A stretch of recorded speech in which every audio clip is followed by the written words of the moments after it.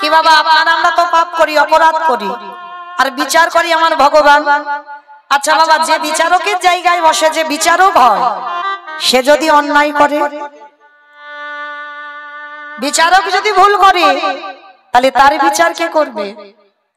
ভগবান হেসে বলছে আমার বিচার কাউকে করতে লাগে না, আমার বিচার আমি নিজে নিজেই করে ফেলি। কারণ আমি যেমন কাউকে ছাড়ি না, আমি আমাকেও ছাড়ি না। আমাকে যদি ছাড়তাম তাহলে ভাগবতে বাবা 125 বছর বয়সে জরাব্যাধির তীরে আমার কৃষ্ণকে দেহ ত্যাগ করতে হতো না। কেন? সমাজকে শেখালো আমি আমাকে ছেড়ে দিই না। আর আপনারা আমরা তো তুচ্ছ বাবা, আমাদের ছেড়ে দেবে বলে মনে করেছো? হ্যাঁ, না জানি সুদে আসলে বাবা কোথায় গিয়ে দাঁড়াচ্ছে আমাদের অপরাধের ঘর। তা যুধিষ্ঠির হেসে বলছে কৃষ্ণ তুই আমার পাপ করিস? বলে দাদা সবাই তো পাপী। আরে দাদা আমি হলাম মহাপাপী। এ জগতে সবার বিচার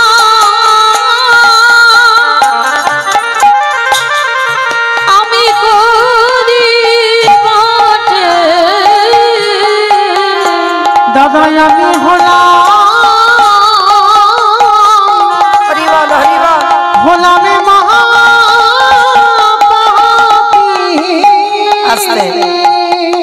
যুধিষ্ঠির তো চমকে উঠেছে, কৃষ্ণ তুই নিজেকে বলছিস মহাপাপী, কি এমন পাপ করেছিস?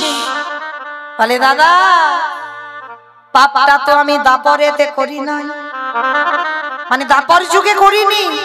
তাহলে কবে করেছিস কৃষ্ণ? বলে কেন? ত্রেতা যুগে রঘুপতি রামচন্দ্রের অবতারে। ওমা, রাম অবতারে তুই পাপ করেছিস? কি পাপ? বলে কেন? আমি একটা মণিপুত্রকে তো হত্যা করেছিলাম। বাবা মণিপুত্রটাকে বিশ্বের সবার মণির ছেলে, যার নাম রাবণ। এই জগতে বাবা সবাই বলে রাবণ ভালো লোক নয়। রাবণের মতো লঙ্কায় এত বড় ভক্ত আর কেউ ছিল না। এই রাবণের একটা কথা বাবা আমরা মাঝে মাঝে বলে ফেলি না, তুই হলি আমার ঘর শত্রু বিভীষণ। এটা আপনাদের কথা নয়, আমার কথা নয়, এটা রাবণের কথা। আমরা মাঝে মাঝে বলে ফেলি, দেখবেন আমার বাড়ি খাবি, আমার বাড়ির গল্পগুলো লোকের বাইরে বাইরে বলে আসবি, তুই একেবারে ঘর শত্রু বিভীষণ। কিন্তু বাবা এটা আমাদের আপনাদের কথা নয়, বলেছিল রাবণ। কবে বলেছিল জানো? যেদিন বাবা লঙ্কাতে ঘোষণা করা হয়েছিল রাম নাম করা চলবে না, আর যারা যারা রাম নাম করবে তাদের নাকি মৃত্যুদণ্ড দেওয়া হবে। আর এই কথা শুনে লঙ্কাতে কেউ কোনোদিন রাম নাম করতো না, আর যদি বা কেউ রামের ভক্ত ছিল মনে মনে ছিল, কোনোদিন প্রকাশ করতো না। আর আপনারা জানেন রাবণের ভাই বিভীষণ সে তো রামচন্দ্রের একনিষ্ঠ ভক্ত। যখন রাবণ ঘুমিয়ে পড়তো, সোনার লঙ্কায় কেউ জেগে থাকতো না। দিনের বেলা বিভীষণ ঘুমিয়ে নিত, আর রাত্রিবেলা যখন রাজ্যে সবাই ঘুমিয়ে পড়তো, ওই রামের ছবিটা বুকে ধরে বিভীষণ সারা রাত শুধু হারাম হারাম বলে কাঁদে। একদিন বাবা রাত্রিবেলা কাঁদছে বিভীষণ, আর কথাই বলে না বাবা দেওয়ালেরও কান আছে। একজন খবর পেয়েছিল বিভীষণ কাঁদছে রাম নাম বলে, ছুটে গেছে রাবণের কাছে। মহারাজ মহারাজ আপনি তো বলেছেন রাম নাম যে যে করবে তার মৃত্যুদণ্ড দেওয়া হবে, চলেন আপনি দেখবে, চলেন আপনার ভাই কিরকম রাম নাম বলে কাঁদছে। তা যেই না সংবাদটা পেয়েছে, রাবণের তো বিশাল বড় চেহারা, ঊর্ধ্বশ্বাসে ছুটে গেছে বিভীষণের ঘরে, আর দরজায় কান পেতে শুনছে বিভীষণ রাম রাম বলে কাঁদছে। ওই আওয়াজটা পেয়ে বাবা দরজাটা তো ভেঙে দিল, আর বিশাল বড় চেহারা তো অনেক ক্ষমতা রাবণের, দরজাটা ভেঙে দিয়ে ছুটে গিয়ে সজোরে একেবারে বিভীষণের বুকে লাথি মেরেছে। আচমকা ছিল বিভীষণ, রাবণ সজোরে বুকে লাথি পদাঘাত এত জোরে মেরেছে, ধুলায় পড়ে গেছে বিভীষণ। বাবা এই জায়গাটা একটু খুব মন দেবেন, কেমন বাস্তবে মেলাবেন। আচ্ছা, এই জগতে ভাই ভাই তো লাঠালাঠি হয়, ভাই ভাই খুনোখুনি হয়, ভাই ভাইয়ের জায়গাতে শিল পোঁতা হয়, ভাই ভাই বাবা পাঁচিল তুলে দেয়, এক ভাই আর এক ভাইয়ের মুখ দেখতে চায় না, ভাই ভাই ঝগড়া হয়ে মামলা পর্যন্ত চলে। কি বাবা ভুল বললাম? হয় না? খুব হয়। শুধু আপনাদের এখানে কেন, সব জায়গাতে হয়। ভাই ভাই মারামারি, পেটাপেটি, খুনোখুনি হচ্ছে, জায়গা জমি ভাগাভাগি। কিন্তু একটা কথা বলি, মানা না মানা সেটা যে যার ব্যক্তিগত, কিন্তু মনে রাখতে হবে বাবার অবর্তমানে বড় দাদারই জায়গা হয়। এইটা অনেকে মানতে চাই না বাবা। বাবার অবর্তমানে, বাবার মৃত্যুর পর বড় দাদারই জায়গা হয়। সেই জায়গাটা হয়তো আমি ছোট, আমি হয়তো অন্যায় করিনি, হয়তো বড় দাদা কারোর কাছ থেকে কিছু শুনে এসে ছোট ভাইকে মারতে পারে। আচ্ছা বলো বাবা, যদি বড় দাদা ছোট ভাইকে মারে, ছোট ভাই ছেড়ে দেবে? এই সমাজে ছেড়ে দেবে? যদি বড় দাদা মারতে পারে আর ছোট ভাই উল্টে চড় চাপড় দিতে পারে না? এটা আপনারা বলেন, আমরা বলি, কিন্তু শাস্ত্র কিন্তু এটা বলছে না। বড় দাদা হাজার মারতে পারবে, কিন্তু তুমি ছোট হয়ে তোমার অধিকার দেয়নি যে তুমি বড়কে ধরে মারো। তাহলে তোমাকে রৌরব নরক যন্ত্রণা পেতে হবে। আমার ভগবান কোনদিন ক্ষমা করবে না। তাই রাবণ আর বিভীষণ এদের চরিত্র দেখেন, এরা তো ভাই। অন্যায়টা কি করেছে? শুধু রামের ছবিটা ধরে একটু কেঁদেছে বিভীষণ, আর কিছু তো করেনি। রাবণ পিছন থেকে গিয়ে ভাইয়ের বুকে লাথি মেরেছে, পড়ে গেছে ধুলা। বিভীষণ ধুলা থেকে উঠে কেমন দাদা কেমন ভাই দেখো, রাবণের দুটো চরণ ধরে বলছে, দাদা এই যে তুমি আমার বুকে লাথিটা দিলে,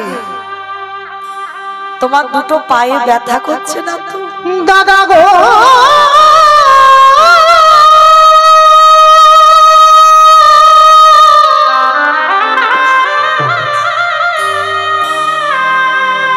আমার এই কঠিন বুকে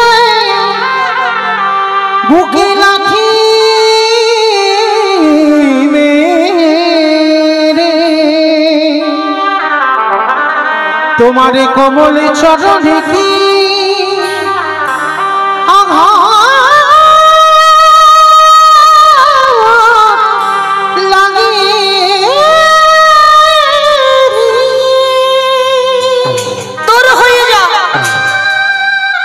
শত্রু বিভীষণ, আমার ঘরে থাকবি, আমার অন্ন ধ্বংস করবি, আর আমার শত্রুর নাম জপ করবি, বেরিয়ে যা। এই মুহূর্তে আমার বাড়ি থেকে বেরিয়ে যাবি, যেন সকাল হলে তোর মুখ দেখতে না হয়। বিভীষণ করজোর করে বলছে, বেশ আমি চলে যাচ্ছি দাদা। শতবার ডাকলেও তোমার ওই চরণে আমার নয়ন দুটো আর এক হয় না। যা যা যা যা, যা সাত কুলে কেউ নেই সে আবার বলে চলে যাই চলে যাই। যাবি কোথায়? আবার ঘুরে ফিরে তোর আমার কাছে আসতে হবে। যা, বেরিয়ে যা। ভাইকে লাথি মেরে তাড়িয়ে দিল। আচ্ছা মা, একটা কথা বলো তো, মাঝে মাঝে আমাদের ছেলে মেয়েরা একটু অন্যায় করে ফেলে, আমরা মারধর করি, বকাবকি করি। ছেলে হয়তো অভিমান করে দুপুরবেলা বাড়ি থেকে চলে গেছে, দুপুরবেলা আর খেতে আসছে না। যে বাবা মা মারে, যে বাবা মা বকে, আধা ঘন্টা পরে কষ্ট পায় না? যে মা সন্তানকে মারে, সেই মা আবার তেল নিয়ে ছেলের পিঠে বুলিয়ে দেয়। রাগের বশে মেরেছে, ব্যথা লেগেছে।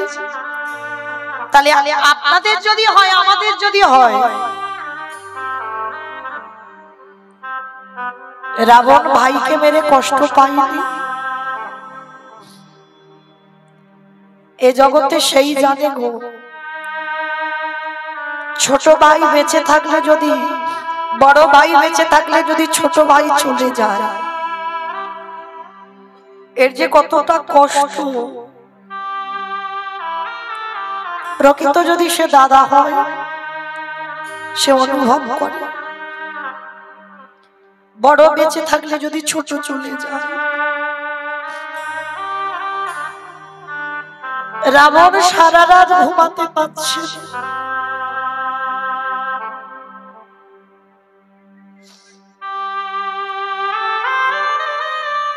শুধু মনে মনে ভাবছে ভাইটা কোথায় গেল, একটু দেখে আসি। একটু পরিষ্কার হয়েছে, ছুটে গেছে রাবণ রামচন্দ্রের কাছে। কেন? কত ভক্তি দেখেন বাবা, এই জায়গাটাই অনুভব করলে বুঝতে পারবেন। ও যে লাঠিটা মেরেছে, বিভীষণ কোথায় যাবে সেটা রাবণ ভালো করে জানে। তাই তো সকালবেলা একেবারে রামের কাছে সরাসরি গেছে, আর গিয়ে ডাকছে ভাই, ভাই রে। যেই না ভাই বলে ডেকেছে, লক্ষণ বেরিয়ে এসে রেগে গেছে। লজ্জা করে না?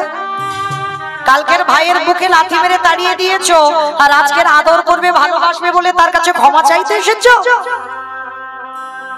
রাবণের তো বড় চেহারা, কোমরে হাত দিয়ে বলছে, তুই কি মনে করলি আমি কালকে লাথি মেরে আর আজকের পা ধরে ক্ষমা চাইতে এসেছি? ক্ষমা চাইবো কেন? তা লক্ষণ বলছে, কেন তুমি এসেছো? ওরে আমি দেখতে এলাম আমার পায়ের লাথিটা যে ও খেলো না, ও লাঠিটা খেয়ে ঠিক ঠিক জায়গায় গেল কিনা ওইটা দেখবার জন্য তো আমি ছুটে এসেছি। নিতাই গৌর প্রেমানন্দ। হরি বল, হরি বল।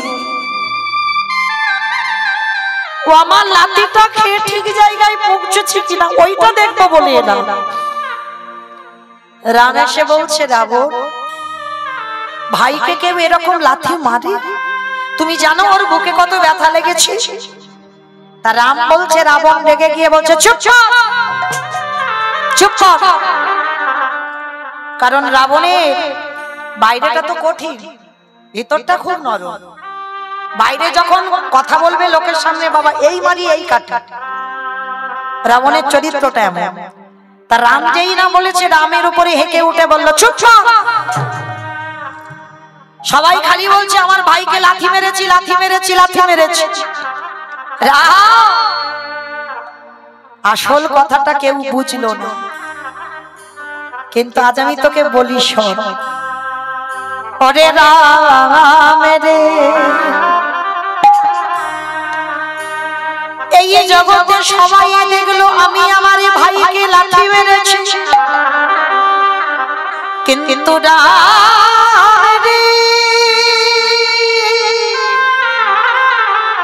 ওটা তো সাধারণ লাঠি ছিল না, ওটা ছিল বৈরাগ্যের লাঠি। আমি যদি আমার ভাইকে লাঠিটা না দিতাম, ওরে বলে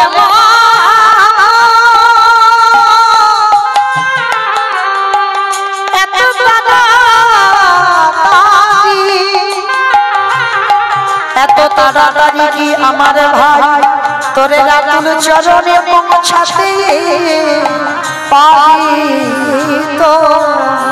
ওরে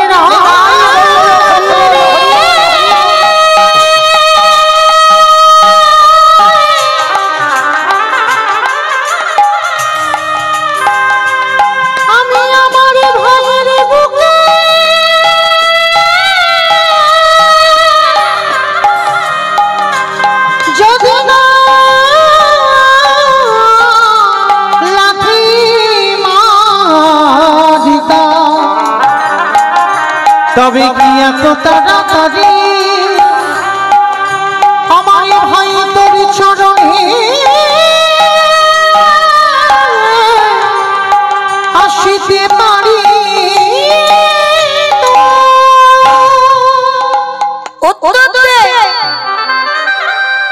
আমার ভাই কত রাত ধরে কাঁদতো। আমি শুধু মনে মনে ভাবতাম এমন একটা দিন আসবে আমার ভাইকে লাথি মেরেছিল, জনমের মতো তোর চরণে পাঠাবো। তাহলে ওটা তো লাথি নয়, ওটা তো বৈরাগ্যের লাথি। আর শোন, আমার ভাইকে মনিটর বাড়াও দাদা, মনিটর বাড়াও। আমার ভাইকে লাথিটা মেরে এই কলির জীবকে একটা শিক্ষা দিলাম। বাবা আপনারা আমরা এইটুকু শুনে কি শিক্ষা পেলাম? শিক্ষাটা কি পেয়েছি বুঝতে পেরেছো? এই জন্য তো কীর্তন শুনতে হয়। রাবণ ভাইকে লাথি মেরে কলির জীবের কি শিক্ষাটা দিল? ওরে কলির জ্ঞানন্ধজি, আস্তে, তোদের ওই একদিন লাঠি ঝাঁটা খেতে হবে। ভালো করে বুঝবেন, সবাইকে লাঠি খেতে হবে। আজ আমার চরণ দুটো চলতে পারছে,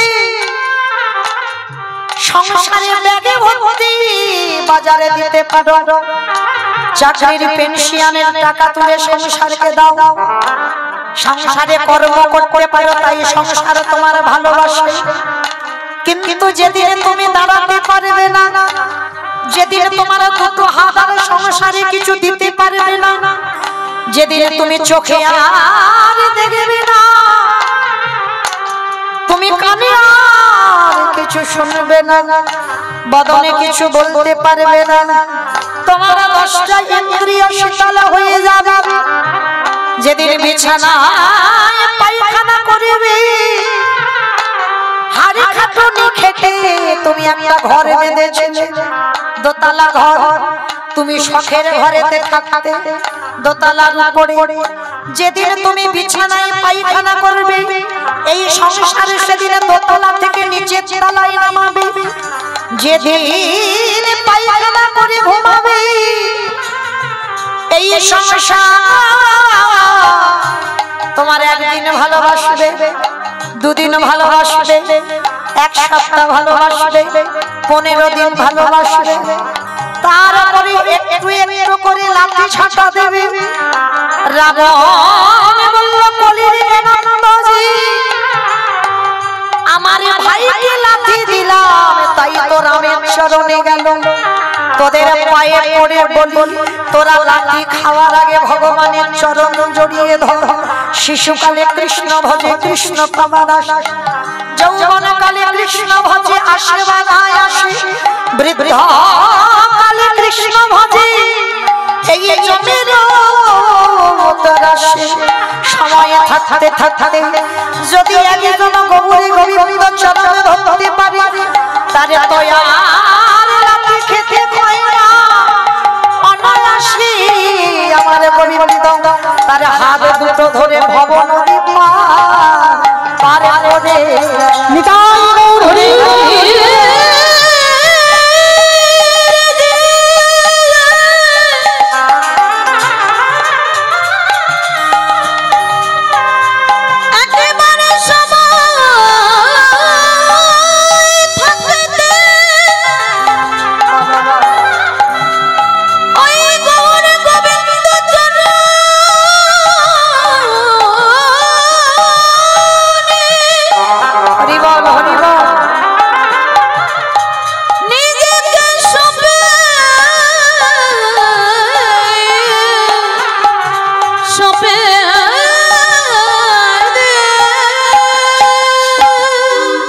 তাহলে বাবা আপনারা বলেন, সেই রাবণের কত ভক্তি। সেই রাবণকে মেরেছিল রামচন্দ্র অকাল বোধন দুর্গা পূজা করে। আর সেই বধ করে আজকের কৃষ্ণ হয়ে মাথা থেকে পা পর্যন্ত পাপী হয়ে আছে। সেই পাপ কবে ধৌত করছে? যুধিষ্ঠিরের রাজস্বই যজ্ঞে। কি বাবা বুঝতে পারলেন? যেখান থেকে এসেছিলাম আবার সেখানে ফিরে এলাম। তাহলে এইটুকু শুনে আপনারা আমরা কি বুঝলাম, কি জানলাম, কি অনুভব করলাম? ভগবান সমাজকে শিক্ষা দিল, মানুষ মাত্রে তো অপরাধ আমরা করব, পাপ ফেললেই পাপ। তো আমরা যারা অপরাধী হয়ে আছি, সাধুগুরু বৈষ্ণব পেলে তাদেরকে একটু সেবা দেন। যদি তাও না পারেন তাদের চরণ যুগল ধৌত করান, তাও যদি না পারেন একটু বৈষ্ণবদের এঁঠো নিয়ে একটু গায়ে মেখে নেন। আর যদি নিতে পেরেছেন, কোটি কোটি জন্মের অপরাধ থেকে আপনারা আমরা মুক্তি পাবো পাবো পাবো। এইবার সেই বিশ্বের স্রষ্টা মালিক ভগবান রাজস্বই যজ্ঞের দরজায় দাঁড়িয়েছে, আর একেবারে মেন দরজায় দাঁড়িয়েছে বাবা। অন্য দিক থেকে কেউ কোথাও থেকে ঢুকতে পারবে না যজ্ঞে। লাইনে দাঁড়িয়ে আছে অগ্নিদেব, পবনদেব, বরুণদেব, ইন্দ্র, ইন্দ্রাণী, ব্রহ্মা, সাবিত্রী, শিব, দুর্গা, সব পর লাইন দিয়ে আছে। তা একে একে বাবা পা ধোয়াই আর যজ্ঞের ভিতরে ঢোকায়। এমতো সময় জগৎ জননী মা দুর্গা বাবা ভোলানাথকে ডাকছে, প্রাণনাথ, প্রাণনাথ, চলো দেখি এবার আমাদের পা দুটো একটু ধুইয়ে নি। বাবা মা হেসে বলছে, পার্বতী তোমার কি মাথা গরম হয়ে গেল নাকি? হ্যাঁ, কৃষ্ণ পা ধোয়াবে আর আমাদের পা দুটো বাড়িয়ে দেব? শোনো, তোমার যদি ধোয়াবার ইচ্ছা হয় তো তুমি লাইনে দাঁড়াও। তা পার্বতীকে দাঁড় করিয়ে রেখে বাবা ভোলানাথ বেলাইনে চলে গেছে, আর আড়ালে গিয়ে মনে মনে ভাবছে কৃষ্ণের চোখে ধুলো দিয়ে যজ্ঞের ভিতরে ঢুকবো। কিন্তু বাবা ভগবানের চোখে ধুলো দেওয়া যায় কি গো? চালাকি মানুষের সঙ্গে হয়, ভগবানের সঙ্গে হয়? যদি হতো কালকের আবার আজকের আমার কীর্তন গাইতে হতো। ওর সঙ্গে চালাকি তো করা যাবে না, সে যেটা বুঝবে সেটা ঠিক। হ্যাঁ, তাহলে দেখেন এই পৃথিবীতে ভগবানের চোখে জীবনে কিছু ধুলো দেওয়া যায় না। জানালা দরজা বন্ধ করে খুব গালাগালি দিলাম, কেউ শুনতে পেল না। মনে মনে কারোর উপরে ক্ষোভ রয়ে গেল, কেউ জানতে পারলো না। কিন্তু বাবা একজনের খাতায় ঠিক হিসাব হয়ে যাচ্ছে। হ্যাঁ, এই যে এতজন বসে আছেন, দাঁড়িয়ে আছেন, আমি কীর্তনী, আমি দেখতে মোটামুটি সবাইকে পাচ্ছি, কিন্তু কে কীর্তন শুনছে, কে শুনছে না, কে বাবা গল্প করছে, কে হেসে যাচ্ছে, কে কেঁদে যাচ্ছে, আর কে আবার বসে বসে মানে ঢলে ঢলে পড়ে যাচ্ছে। দিনের বেলাও ঘুমোয়, জানি রাতে ঘুমায়, সে দিনেও ঘুমায়। মানে কেন জানো বাবা? সে বাড়িতে ঘুম হয় না। মানে হরিনামটা এমনই মধুর, কানে যাচ্ছে, শরীর অলস হয়ে যাচ্ছে, দিব্যি ঘুম এসে যাচ্ছে। তো মাইরা, আমার চোখে ধুলো দেওয়া যায় কিন্তু ভগবানের চোখে নয়। আর ভোলানাথ বাবা পরম বৈষ্ণব হয়ে এই জায়গাটাই একটু গন্ডগোল করে ফেলেছিল। আড়ালে গিয়ে মনে মনে ভাবছে কৃষ্ণের চোখে ধুলো দিয়ে যাব, আর ধুলোটা দেব কি করি? বাবা আড়ালে গিয়ে বাবা দুম করে একটা কুকুর হয়ে গেছে। কেন বৈষ্ণব ঠাকুর কুকুর হয়ে গেল? তার একটাই কারণ বাবা, পৃথিবীতে যত পশু পাখি আছে কুকুরের থেকে প্রভু ভক্ত আর কেউ কোনোদিন হবে না। সব থেকে প্রভু ভক্ত যদি কেউ হয় ওই কুকুরই আছে। এইবার আড়ালে গিয়ে কুকুর হয়ে মনে মনে চিন্তা করছে কৃষ্ণের চোখে ধুলো দিয়ে যজ্ঞের ভিতরে ঢুকবো। আর ভগবান মনে মনে করছে, দেখেছো এ বেটা আমার সঙ্গে চালাকি করবে? আমি রাবণকে মেরে যে পাপ করে রেখেছি, ওনার পা ধোবাবো বলে যজ্ঞে আমার এই কাজটা নেওয়া, আর ও বেটা আমার চোখে ধুলো দেবে। বলে দেখাচ্ছি মজা তোমার, দাঁড়া। এইবার ভগবান ইচ্ছা করে অন্য মনস্ক হয়ে পা ধুয়েই যাচ্ছে, আর পায়ের মাঝখানটা ফাঁকা মতো দেখেছে। মানে কারোর পা ধোয়াতে গেলে বাবা দাঁড়িয়ে দাঁড়িয়ে ধোয়ানো যাবে, হেঁট হতে হবে, তা পায়ের মাঝখানটা ফাঁকা আছে। আর ভোলানাথ পিছন থেকে কুকুর হয়ে গুটি গুটি পায়ে সবে মাত্র পায়ের ফাঁক দিয়ে মাথাটাকে, আর যেই না মাথাটা দেওয়া, আমার ভগবান কি করেছে? হাঁটু দুটো নিয়ে কুকুরের কানের কাছে, এইবার দেখ কেমন লাগে।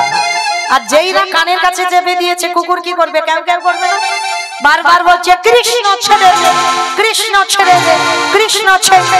বলে ছাড়বো বলে ধরি নাই। হে বৈষ্ণব গোসাই, হে বৈষ্ণব গোসাই,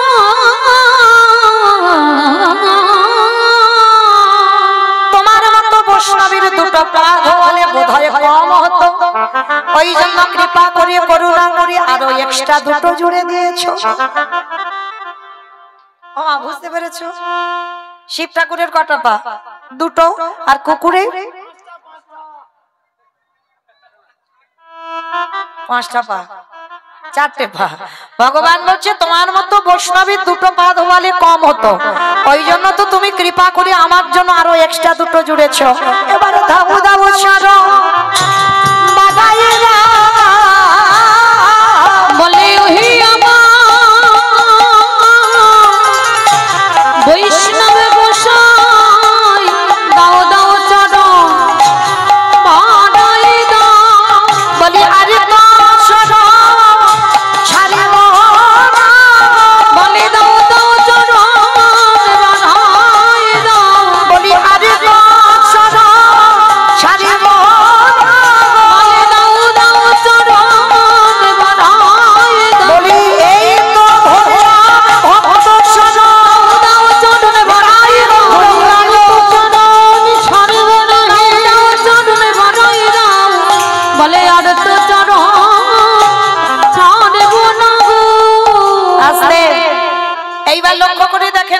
ভগবান কি করেছে, মোটা দড়ি নিয়ে কুকুরটাকে বেঁধেছে। কিন্তু কুকুরটাকে বাঁধলে কি হবে, কুকুরের চারটে পা তো শুধু ছটফট করছে। ভগবান বলে এবার পায়ের ব্যবস্থা করতে হবে। এইবার কি করেছে বাবা, মোটা দড়ি নিয়ে কুকুরের চারটে পা এক জায়গা বেঁধে দিয়েছে। আর যেই পা চারটে বেঁধে দিল, আর কুকুর কিছু করতে পারবে? শুধু নয়নে জলে গড়াগড়ি দিচ্ছে আর বলছে কৃষ্ণ আমি ভুল করেছি, ক্ষমা করে দিন। বলে চুপ, কথা হবে না, খালি দেখে যাও আমি কি করি। এইবার কি করেছে বাবা, সবার পা ধোয়াচ্ছে ঘটিতে করে জল দিয়ে। আর বৈষ্ণবের বেলা কি করেছে জানো, ভগবান পর্যন্ত বৈষ্ণবকে কোন জায়গায় রেখেছে দেখে। আর দেখবেন বাবা অনেক অনেক ব্যক্তিরা বাবা বৈষ্ণবদের পিছনে খুদ ধরে ধরে বেড়ায়। অপরাধ নিও না বাবা, একটা কথা বলি, সে তার চলা সে চলবে, তুমি তোমার চলা করো, কিন্তু তুমি যেন ভুল করে কোনদিন বৈষ্ণব চরণে অপরাধী হয়ে যেও না। ভগবান বলছে কেউ যদি আমার কাছে অন্যায় করে আমি ক্ষমা করে দেব, কিন্তু এক জায়গায় যদি কেউ অপরাধ করে ফেলে আমি জীবনে ক্ষমা করি না। বৈষ্ণবী দাঁড়িয়ে যদি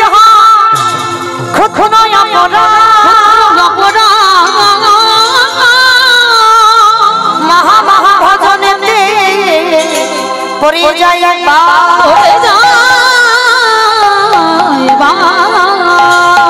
বৈষ্ণব দেখে যাবা নানো ভাই মুন্ড, নানো ভাই মুন্ড, তার মুন্ড পড়ে যা নরকের কুণ্ড, নরকের কুণ্ড। বৈষ্ণব অপরাধ করে যাবা গঙ্গা স্নানে যা, গঙ্গা স্নানে যা, পতিত পাবনী গঙ্গা তারে দেখে দূরে সরে যা, দূরে সরে যা। তাহলে কি বুঝলাম বাবা, এই জগৎ সংসারে বৈষ্ণব চরণে যেন অপরাধ আমরা না করে ফেলি। ভগবান পর্যন্ত এইবার ঘটিতে করে জল দিয়ে সবার পা ধোয়াচ্ছে। আর বৈষ্ণবের বেলা কি করেছে জানো, খালে বিলি নদী নালারে জলে নয়, কৃষ্ণ দয়াময় আমার আজ চোখের জলে চরণ ধোবা গিয়েছে। হে বৈষ্ণবী কৃপা,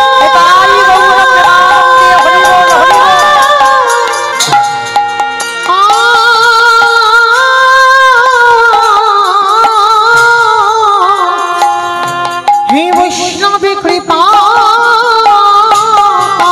বলে আজ চোখের জলে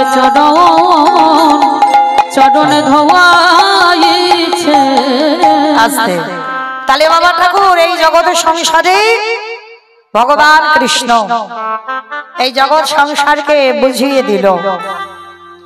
বৈষ্ণবের চরণ ধোয়াচ্ছে আর বৈষ্ণব কাঁদছে আর বলছে কৃষ্ণ আমি যে বড় অপরাধ করে ফেললাম, তোর চোখের জল আমার পায়ে পড়লো, আমার মতো পাপী আর কেহ না। তবে আমার এই পাপ খণ্ডন করবার জন্য আমি কথা দিলাম, আগত কলিযুগে আমি শিব হব না, কলিযুগে হব অদ্বৈত আচার্য গোসাই। কি বাবা আবার যেখান থেকে গিয়েছিলাম আবার ফিরে এলাম, মনে পড়ছে তো? বলেছিলাম সত্যতে শিব, ত্রেতাতে শিব, দ্বাপরে শিব, কলিতে শিব নয়। যত শিব চতুর্দশী করে বাবার মাথায় জল দিই, কিন্তু কলিযুগে বাবা শিব রূপে আসেনি। কেন আসেনি? এটা হলো তার কারণ। তার রাজস্বায়ী যজ্ঞে ভগবানের কাছে প্রতিশ্রুতি দিল, প্রভু কৃষ্ণ আগত কলিযুগে আমি হব অদ্বৈত আচার্য আর তুই হবি আমার নিমাই। আমি তোর থেকে 52 বছরের বড় হব, 12 বছর তুলসী ভাসিয়ে তোকে আহ্বান করব নদিয়ায়। আর যেদিন তুই নদিয়ায় আসবি আমি কথা দিলাম এই যে আজকে তোর চোখের জল আমার পায়ে পড়লো, আর যেদিন কলিযুগে আসবি সেদিন আমার চোখের জল দিয়ে তোর চরণ যুগল ধৌত করাবো। নিতাই গৌর প্রেমানন্দে। তাই তো বাবা সেই পৃথিবীতে এত ভক্ত থাকা সত্ত্বেও পরম বৈষ্ণব বাবা ভোলানাথ অদ্বৈত হলো, অদ্বৈত আচার্যের ডাকেই কৃষ্ণকে আসতে হলো। আর এসে কি করলো? কেহ বলে পুরবতী রাবণ বধিলা, কেহ বলে পুরবতী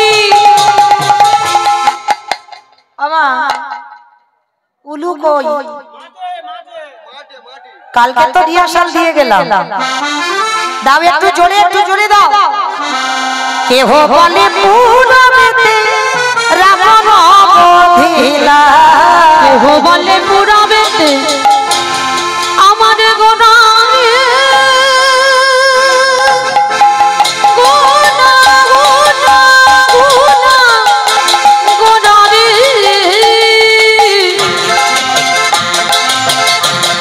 গোড়া গোড়া গোড়া গোড়ারি গোড়া গোড়ারি ওই নদীর চা আমার প্রাণে গোড়া কেহ বলে পুনরেতে রাবণ বধিলা আজি গোলকের বৈভব লীলা প্রকাশ করিলা, ওই গোলকের বৈভব লীলা প্রকাশ করিলা, ওই গোলকের বৈভব লীলা প্রকাশ করিলা। এইবার লীলা প্রকাশ হলো, এইবার লীলা প্রকাশ হলো, এইবার লীলা প্রকাশ হলো, এইবার লীলা প্রকাশ হলো। শ্রী রাধারে ভাবে গোটায় অবতার, শ্রী রাধারে ভাবে রে গোড়া গাবুটা, হরে শ্রী রাধারে ভাবে গোড়ায় অবতার, ওই শ্রী রাধারে ভাবে গোড়া গাবুটা। হরে কৃষ্ণ নামে গৌর করিলা প্রচার, ওই হরে কৃষ্ণ নামে গৌর করিলা প্রচার, এবারে হরে কৃষ্ণ নামে গৌর করিলা প্রচার। এইবারে লীলা প্রকাশ হলো, এইবার লীলা প্রকাশ হলো, এইবারে লীলা প্রকাশ হলো, এইবার লীলা প্রকাশ হলো। গোলকের বৈভব লীলা প্রকাশ করিলা, ওই গোলকের বৈভব লীলা প্রকাশ করিলা, এবারে গোলকের বৈভব লীলা প্রকাশ করিলা। বাসুদেব ঘোষে কহে করি জোড়হা, করি জোড়হা ওগো জেগে গো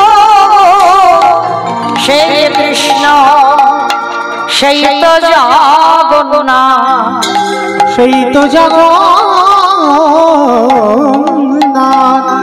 বাসুদেব ঘোষে কহে এইবার লীলা প্রকাশ হলো, বাসুদেব ঘোষে কহে এইবার লীলা প্রকাশ হলো, বাসুদেব ঘোষে কহে এইবার লীলা প্রকাশ হলো, বাসুদেব ঘোষে কহে এইবার লীলা প্রকাশ হলো, বাসুদেব ঘোষে কহে এইবার লীলা প্রকাশ হলো। ওগো বাসুদেব ঘোষে কহে। রাধে সুশান্ত জানা মহাশয় দাদু স্মৃতির উদ্দেশ্যে এই উপহারটা আমার রাধারানীর সেবায় দিয়েছেন। প্রেম সে বলনি তাই গৌর প্রেমানন্দে হরি বল। হরি বল হরি বল।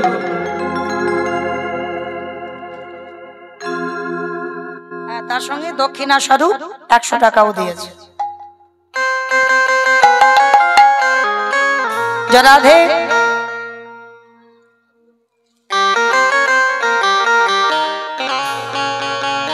চলেন আজকের আমরা সবাই চলে যাব মধুমাস ধাম, বৃন্দাবন ধাম।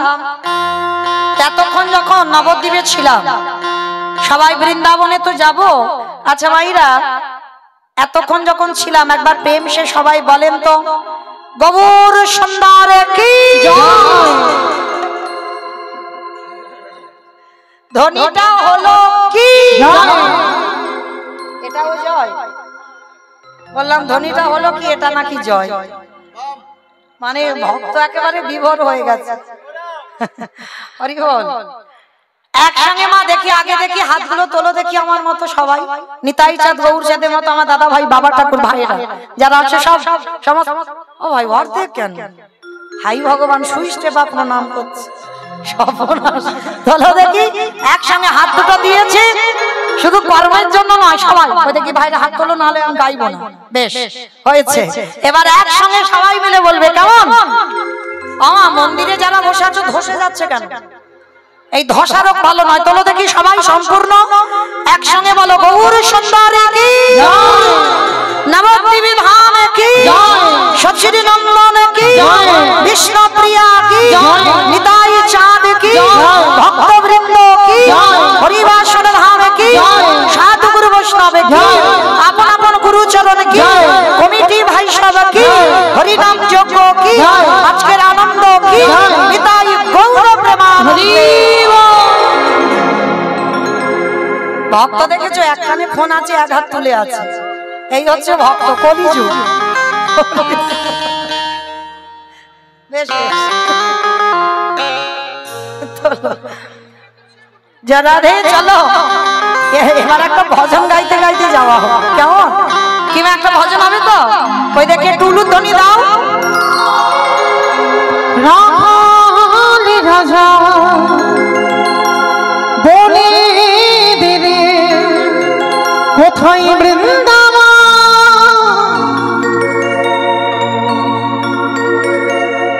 শ্যামকুণ্ড রাধা গিরিগোবর্ধন। রাখালি রাজা বলে দেবে কোথায় বৃন্দাবন, শ্যামকুণ্ড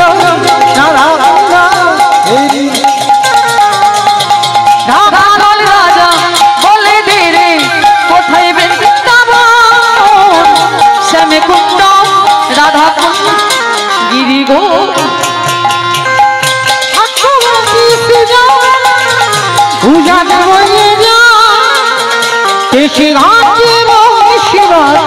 আছে সামরা ভক্তপতি যমুনা উজানে বয়ে যায়, কেশি গানে শিব আসে শ্যামরায়। আমি আর আমার সম্প্রদায় যাচ্ছি, আর কেউ যাচ্ছি না। যাবো, সবাই যাবো তো, যারা যারা যাবো কই দেখি মা, আর একবার এই কান মুলে বলছি, মা কালী দিবি, আর বলবো না। সবাই দেখি হাত দুটো তোলে একবার, সবাই একসঙ্গে তালে তালে করো তালি, কেমন? ভাগবতী শ্রী যমুনা উজানে বয়ে যায়, কেশি ঘাটে বংশী রাখে সামরা। ভক্তপতি যমুনা উজানে বয়ে যায়, কেশি গানে শিব আসে শ্যামরায়।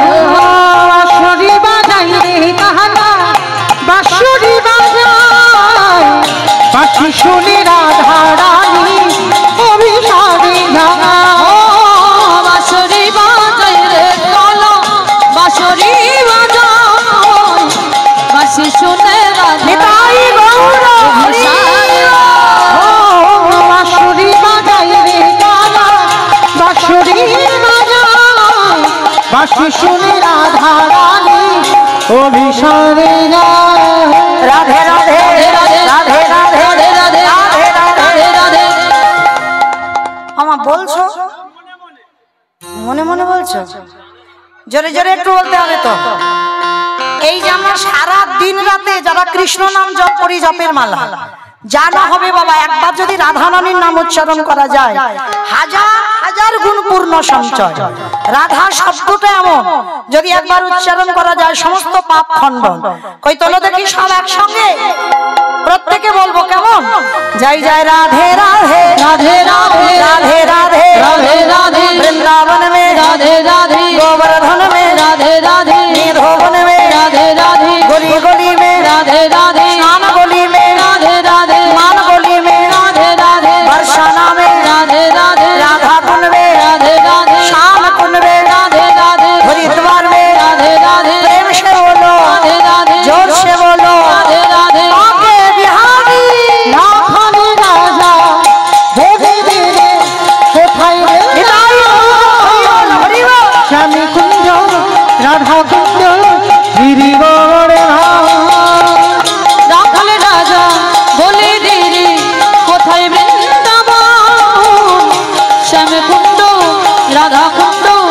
গিরি গোবর্ধন। প্রেম সে বলো রাধা রানী কি জয়। আমার ঠিক হলো না জয়টা, এত ভক্তের এইটুকু আওয়াজ হওয়ার কথা নয়। এ যা জয় হলো এ তো রাস্তার উপরে উঠছে না, আর একটু বেশি দিতে হবে। খেয়ে আসেনি ওমা, খেয়ে আসুনি, এত বেশিক্ষণ নয় গো, আর 1 ঘন্টা, তাও 1 ঘন্টা নেই। চলো হবে তো। তো চলো আজকে মাইরা তোমাদের এই গ্রামে শাশুড়ি বৌমাতে ঝগড়া টগড়া হয়? বেশ হয় না? হ্যাঁ, শাশুড়ি বৌমাতে ঝগড়া হলে যে গলাটা বার হয় একটু বের করো দেখি, একটু গলাটা ছেড়ে দেবে, কেমন? জোরে বলবে, বলো রাধা রানী কি জয়। তার মানে ঝগড়া হয়। বৃন্দাবনেশ্বরী কি জয়, যমুনা মাইয়া কি জয়, নন্দগাঁও কি জয়, উচারাম কি জয়, দর্শনম কি জয়, ভক্তবৃন্দ কি জয়, হরিবাসর ধাম কি জয়, সাধু গুরু বৈষ্ণব জয়, আপন আপন গুরু চরণ জয়, কমিটি ভাই সব জয়, হরি নাম যজ্ঞ কি জয়, আজকের আনন্দ কি জয়, নিতাই গৌর প্রেমানন্দে হরি বল। বেশ, চলো আজকের আমরা সবাই পৌঁছে গেলাম মধুময় ধাম বৃন্দাবন ধাম। আর এই মধুময় ধাম বৃন্দাবনে ভগবান কৃষ্ণচন্দ্রের বহু মন্দির আছে বাবা। আর একটা মন্দির আছে যেটা মূল মন্দির, যে মন্দিরের নাম হচ্ছে বাঁকে বিহারী লালের মন্দির। যারা বৃন্দাবন দর্শন করেছেন তারা জানবেন ভালো করে। অনেক মন্দির আছে বাবা, মানে যারা 84 ক্রোশ পরিক্রমা করে গুণে শেষ করতে পারবে না। বৃন্দাবনে এত মন্দির, তবু সেই মন্দিরের ভিতরে একটা, এত মন্দিরের ভিতরে একটা মূল্যবান মন্দির যেটা বাঁকে বিহারী লালের মন্দির। যারা গেছেন দেখবেন বাবা, বারবার পর্দা টেনে দেওয়া হয়, অনেকক্ষণ ধরে ভগবানকে দেখতে পাবে না, সব সময়ের জন্য ভিড় লেগেই আছে। সেটাই হচ্ছে বাঁকে বিহারী লালের মন্দির। তা এই বাঁকে বিহারী লাল যিনি বৃন্দাবনের বঙ্কুজি ছিল, পরবর্তী দিনে বঙ্কু বিহারী লাল মানে ভক্তের নামটা নিজের নামের সঙ্গে মিশিয়ে দিল। তাহলে কত বড় ভক্ত, কি এমন সৌভাগ্য অর্জন করেছিল যার জন্য ভগবান ভক্তের নামটা নিজের নামের সঙ্গে করে নিল। চলো সবটাই আজকের আমরা জানবো আজকের বিষয়ের মধ্যে, কেমন? এবার একটু শান্ত হয়ে শুনবে, কেমন? আমরা পৌঁছে গেলাম বর্ধমান কাটোয়া কাঞ্চননগর গ্রাম। জায়গাটা কোথায়? বর্ধমান কাটোয়া কাঞ্চননগর গ্রাম। আর এই কাটোয়া কাঞ্চননগরে একজন ভক্তিমতী নারী বাস করতেন, যার নাম মায়াবতী ঘোষ। বাহ, স্বামীর নাম হলো দ্বিজ ঘোষ। স্বামী স্ত্রী দুজনের সংসার। আচ্ছা মা বলো তো, ভগবান কৃষ্ণ কাদের ঘরের ছেলে? ঘোষেদের ঘরের ছেলে। আর যে কীর্তনটা গাইছে কাদের ঘরের মেয়ে? বেশ, আর যাকে নিয়ে কীর্তনটা হবে ঘোষেদের ঘরের ছেলে। কেমন? সবাই একত্রিত হই আমরা লীলাটা আস্বাদন করব। তা মায়াবতী আর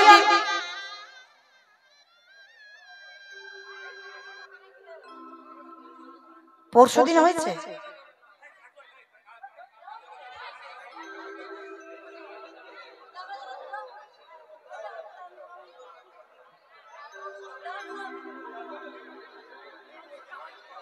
হয়েছে বেশ।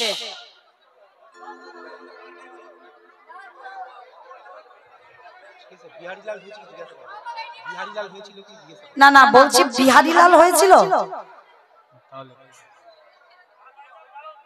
আচ্ছা বেশ, এইটা গাইব। এইবার আমি কোথায় যাব? এপারে বলছে অন্য গাও, এটাই হবে, এটা হবে বেশ। হবে যখন বলছে বেশিরভাগ হবে, তাহলে আমি কি করব বলেন? তাহলে এটাই হোক।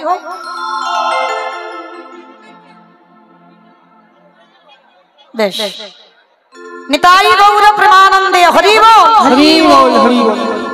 একদিন আমার মায়াবতী স্বামীর চরণ যুগল ধরে প্রশ্ন করছে, স্বামী আমার সব সময়ের জন্য আমার মনে একটা ভয়, আজকে আমি আছি, আমার প্রভুর সেবা হচ্ছে, আমার যদি মৃত্যু হয়ে যায় তুমি থাকবে, আমার প্রভুর সেবা হবে।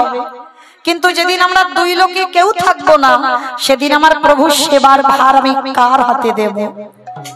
দ্বিজ ঘোষ চিৎকার করে উঠে বলল, মায়াবতী, ছি ছি ছি ছি ছি, এত কিছু জগতে চাইবার ছিল, তুমি অন্য কিছু চাইতে পারলে না, তুমি আমার ভগবানের কাছে সন্তান চাইছো?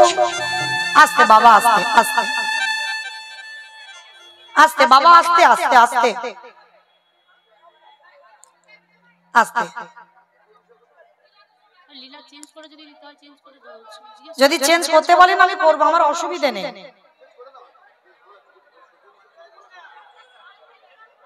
আচ্ছা গাইবো আমি, অনুশুভা গাইবো, সতী অনুশুভা গাইবো? বাবা সবাই কি, আমি কমিটি দাদাদের ডাকছি, তারা বলেন, যাদের আসর তারা বলেন কি গাইবো? অনুশুভা গাইবো নাকি যেটা চলছে এটা গাইবো? অনুশুভা গাইবো, বেশ।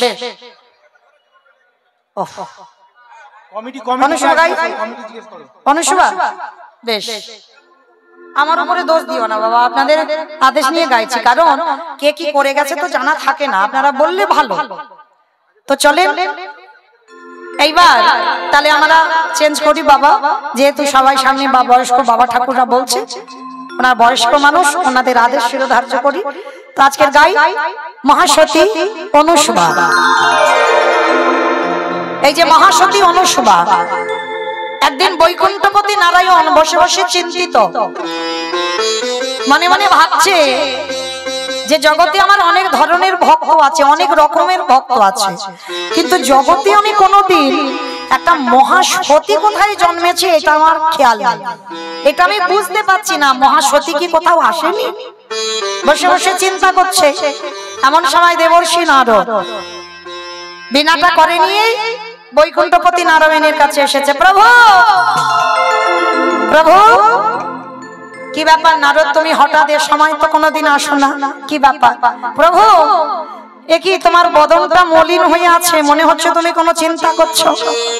নারদ, চিন্তা তো করছি বাবা, আমার মনে একটা আশা জেগেছে। প্রভু, আশা? কি আশা? বলে না না, অন্য কিছু খাবার দাবারের আশা নয়, আমার মনে একটাই আশা, যে জগতে অনেক ভক্ত আছে, কোথাও কি সতী জন্ম নেয়নি?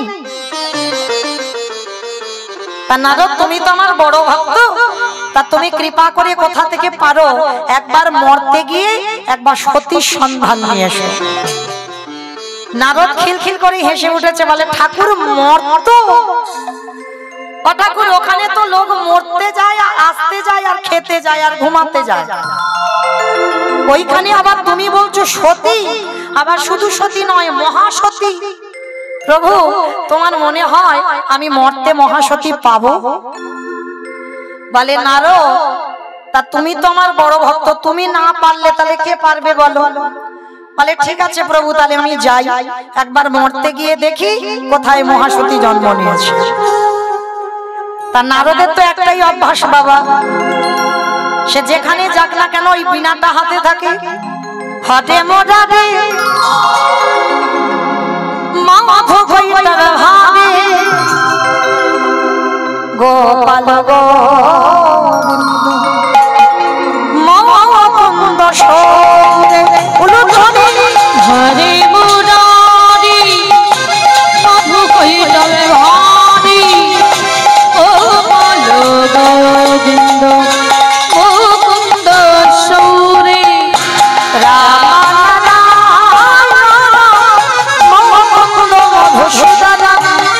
কেশব কংসর বৈকুণ্ঠ বামন, হরে মুরারি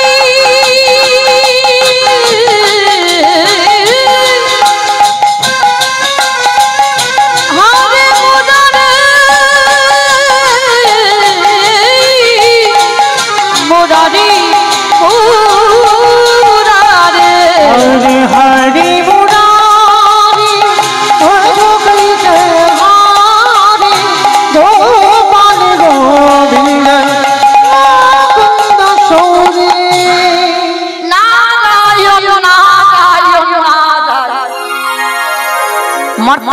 নারদ, আর মর্তে নেমে মনে মনে ভাবছে আমি যদি এই রূপে এক্ষুনি যাই সত্য চিনতে পেরে যাবে, আর নারদ বেশে যাওয়া যাবে না।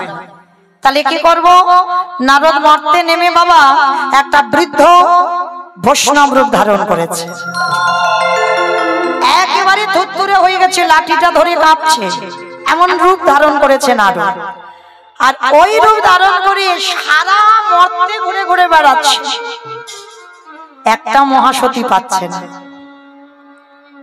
যে বাড়িতে ঢোকে বাবা সে বেলা 8টা পর্যন্ত ঘুমিয়ে আছে, 7টা বেজে যাচ্ছে ঘুমিয়ে আছে।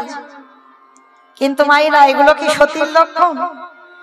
সতীরা তো ভোরবেলা উঠবে ব্রহ্ম মুহূর্তে, সূর্য উদয়ে 1 ঘন্টা 36 মিনিট আগে ভোরের বেলা ঘুম ভাঙবে। তা যে বাড়িতে যাই দেখে না সে 7টা বেজে গেছে, দরজা বন্ধ, কেউ আর খোলেনি। তার মানে এখানে তো সতী নেই। সতী যদি থাকতো সে ভোর ভোর উঠে পড়তো। সারা দিন নারদ ঘুরে ঘুরে বাবা এবার ক্লান্ত, কারোর বাড়ি খেতেও পাচ্ছে না। যার বাড়িতে ঢুকতে যায় সে দূর দূর করে তাড়িয়ে দেয়, বলে আমার খাওয়া শেষ, তুমি অন্য বাড়িতে যাও। তার নারদ একেবারে সন্ধ্যা হয়ে গেছে, খুব ক্লান্ত, খিদে পেয়েছে এত বাবা, পেটে যেন আগুন জ্বলছে। একটা জঙ্গলের মধ্যে একটা গাছের তলায় নারদ মুনি বসে বসে ভাবছে, প্রভু কি কুকক্ষণে আমি এসেছিলাম, আমার এখন খিদে, পেট জ্বলছে, আমি খেতে পাচ্ছি না, কারোকে দেখতে পাচ্ছি না, কি আমায় খেতে দেবে বলো।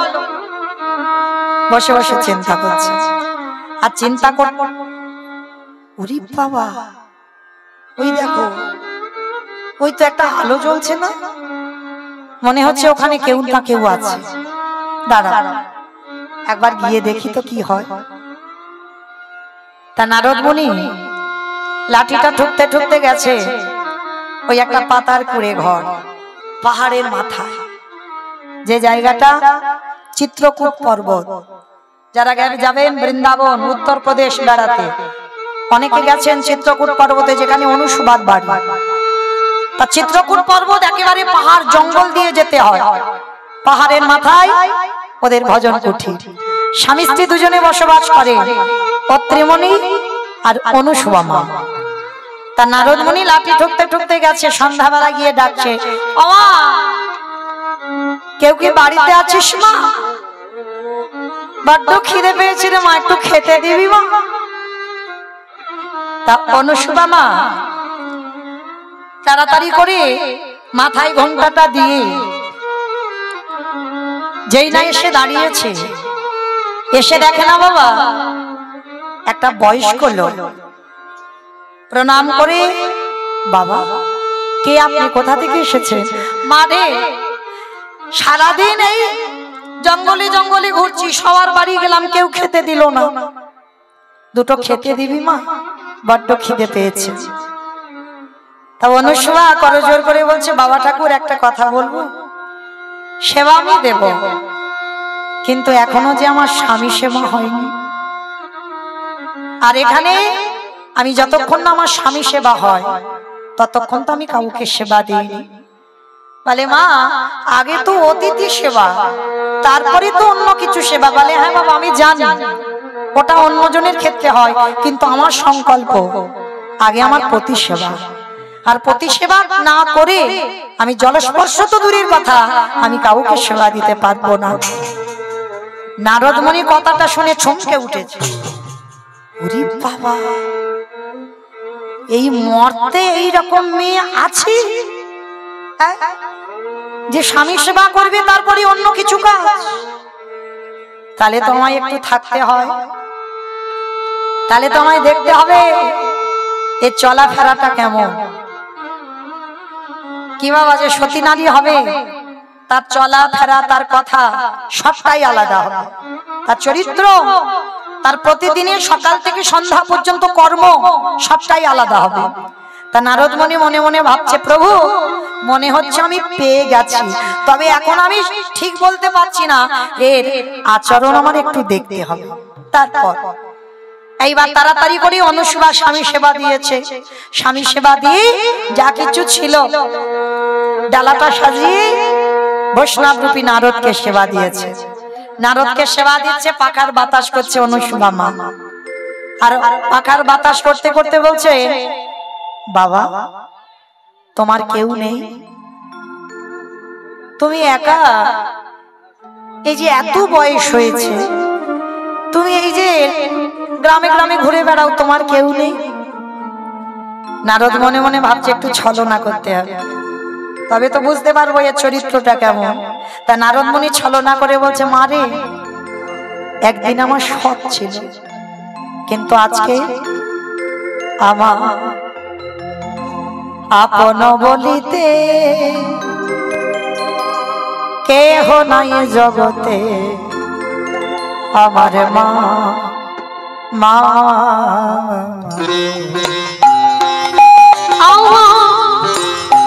আপন বলিতে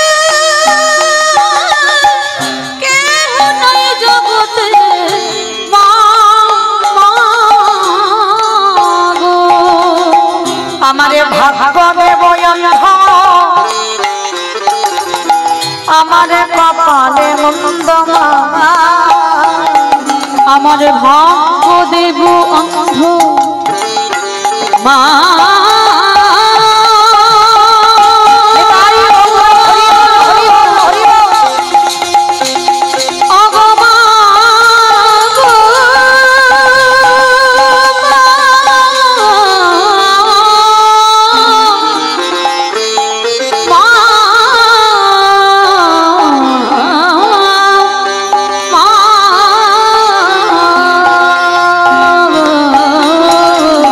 আমারে ভাগ্য দেহ অন্ধ,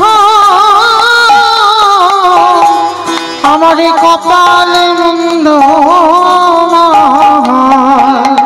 আমারে ভাগ্যেতে হলো না আমার মা মা। আমার আপন বলিতে কেহ নাই জগতে, মা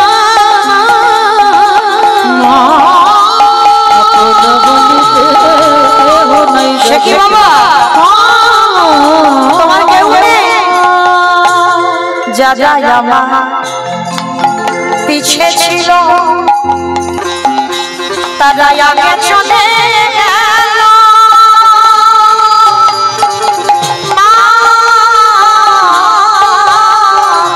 বলে যারা আমার পিছে ছিল তারা আগে চলে গেল।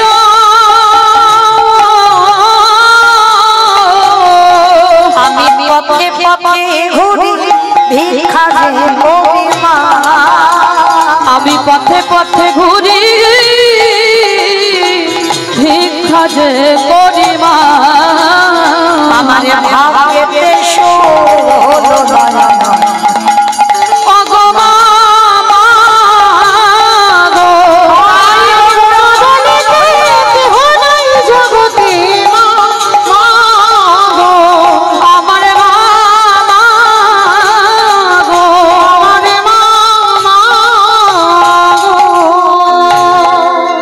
অনুশীলা বসে বসে কাঁদছে বাবা, তার মানে তোমার কেউ নেই?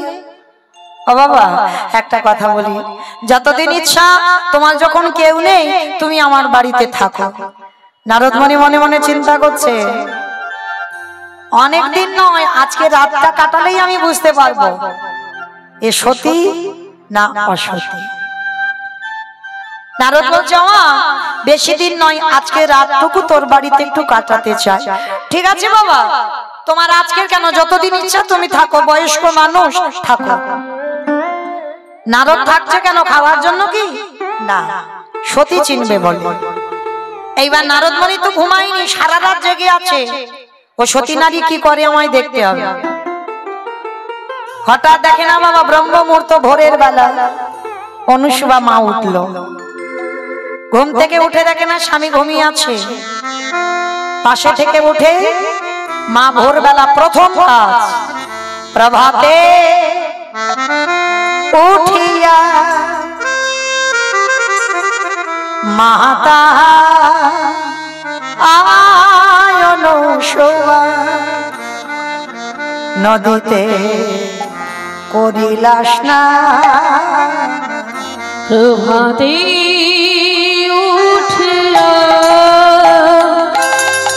মাতা অনুসুয়া নদীতে করিল স্নান প্রভাতে উঠিয়া মাতা অনুসুয়া নদীতে করিলা স্নান প্রভাতে উঠিয়া মাতা অনুসুয়া নদীতে করিল স্নান প্রভাতকালে মা অনুসুয়া গঙ্গা স্নানে গেছে। গঙ্গা স্নান করে আঁচলটা ভিজিয়ে জল এনেছে। এসে বাড়িতে বাবা দেখে না স্বামী ঘুম থেকে উঠেছে। নিত্যকর্ম দেখো নারী জাতি যারা, স্বামী যেই না উঠেছে স্বামীর চরণ দুটো ওই বিছানা থেকে নামিয়ে একটা পাত্র রেখে ওই আঁচলের জলটা নিগড়ে নিয়ে স্বামীর চরণ যুগলে ধৌত করেছে। সেই স্বামীর চরণ ধৌত করা জল অনুসুয়া সবার প্রথমে পান করল। নারদ মুনি আড়াল থেকে দেখা মাত্র চমকে উঠে, বাবা প্রভু এরকম নারী আছে এখন? কে গো মাইরা একটা সত্যি কথা বলবে? বলবে? হরিবাসরে মিথ্যা বলতে নেই। আচ্ছা, প্রতিদিন সকালবেলা করে ঘুম থেকে উঠে স্বামীর পায়ে প্রণাম করো তো? আমার বাবা সবার আগে হাত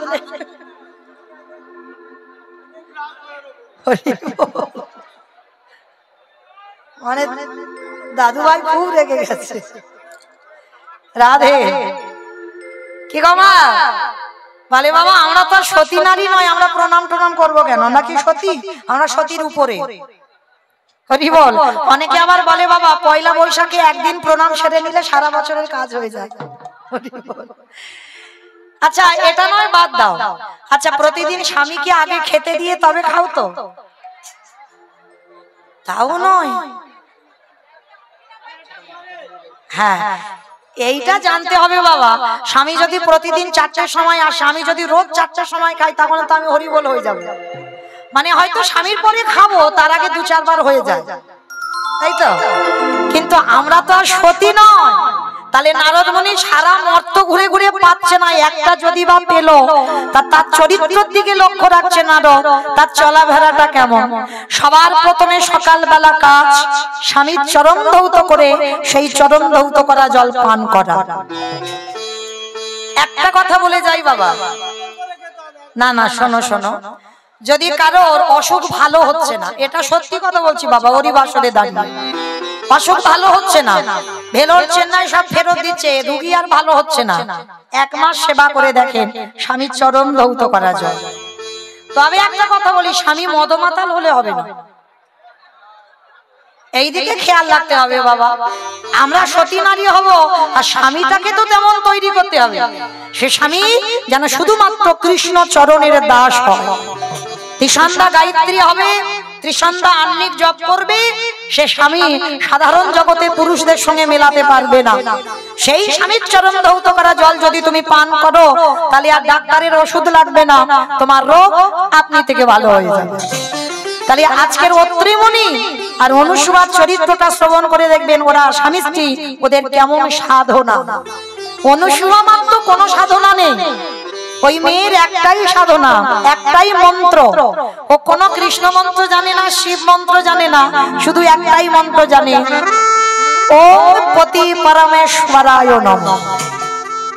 এছাড়া অনুসুয়ার কোনো মন্ত্র নেই। তা নারদ মুনি মনে মনে ভাবছে, প্রভু আর আমার দেখতে হবে না, সতী পেয়ে গেছে, এই মেয়ে ছাড়া জগতে আর সতী কেউ হতে পারে না। তবে প্রভু এখন আমি তোমার কাছে যাব না, আমাকে কটা কাজ করতে হবে। কি কাজ? নারদ মুনি আমায় না, নারদের বাহনটা কি গো? খরগোশ। দেখি বাবা, দেখি আয় বাবা, চল। ও বাবা দেখি রে চলে চলে না বাবা ব্রহ্মলোকে যায়।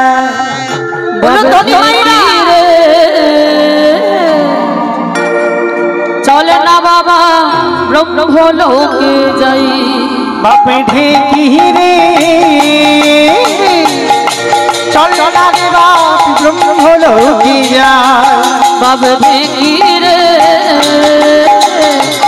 চলে না রে বাপ ব্রহ্মলোকে যাই।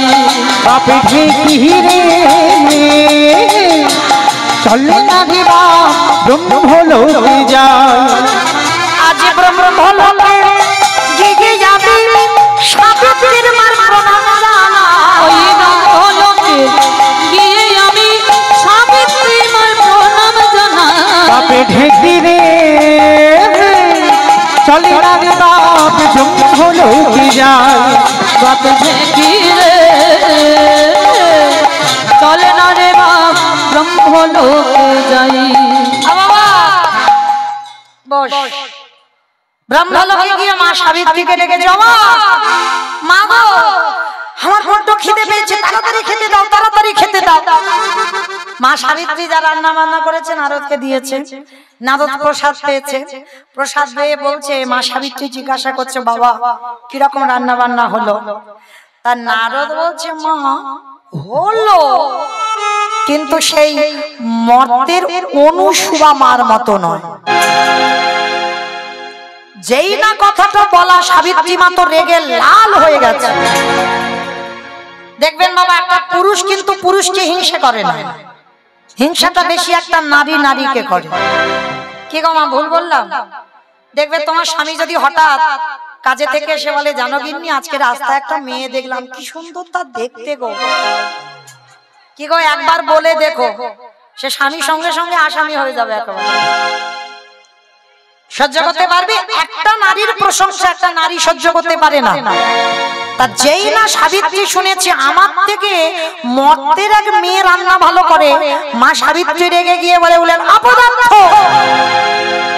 তুই আমার হাতে রান্না খেয়ে তুই বলছিস মর্তের এক মেয়ে, দেখাচ্ছি মজা তোকে দাঁড়া।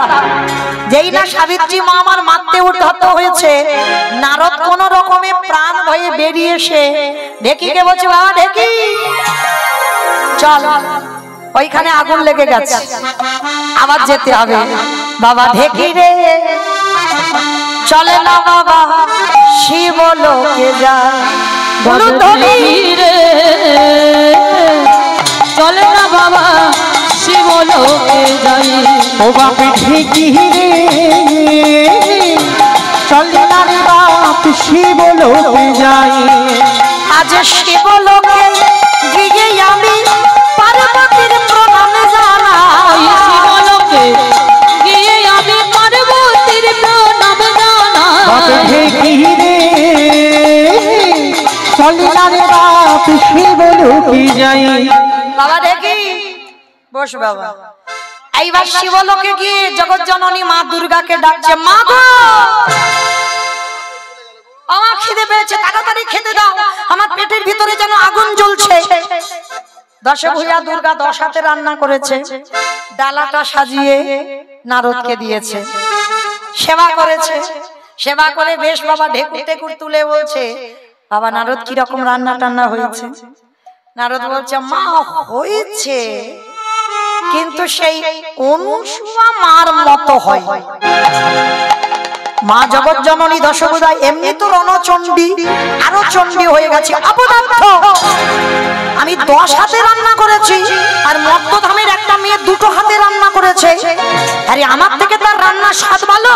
বলে দেখাচ্ছি দাঁড়া। ত্রিশূলটা নিয়েছে নারদকে মারবে বলে, নারদ প্রাণ ভয়ে বেরিয়ে এসেছে। বাবা ঢেকি এর চরিত্রটা তো ওই রকম লাগান ভাগান করা, মানে ব্রহ্মলোকে আগুন জ্বলছে দাউ দাউ করে, শিবলোকে আগুন জ্বলছে দাউ দাউ করে। এইবার বাবা ঢেকি চলে না বাবা বৈকুণ্ঠে যায়। বাবা ঢেকি রে চলে না বাবা বৈকুণ্ঠে যাই। বাবা ঢেকি রে চলে না রে বাপ বৈকুণ্ঠে যাই। বৈকুণ্ঠেতে গিয়ে আমি লক্ষ্মীর প্রণাম ওই বৈকুণ্ঠেতে গিয়ে আমি লক্ষ্মীর প্রণাম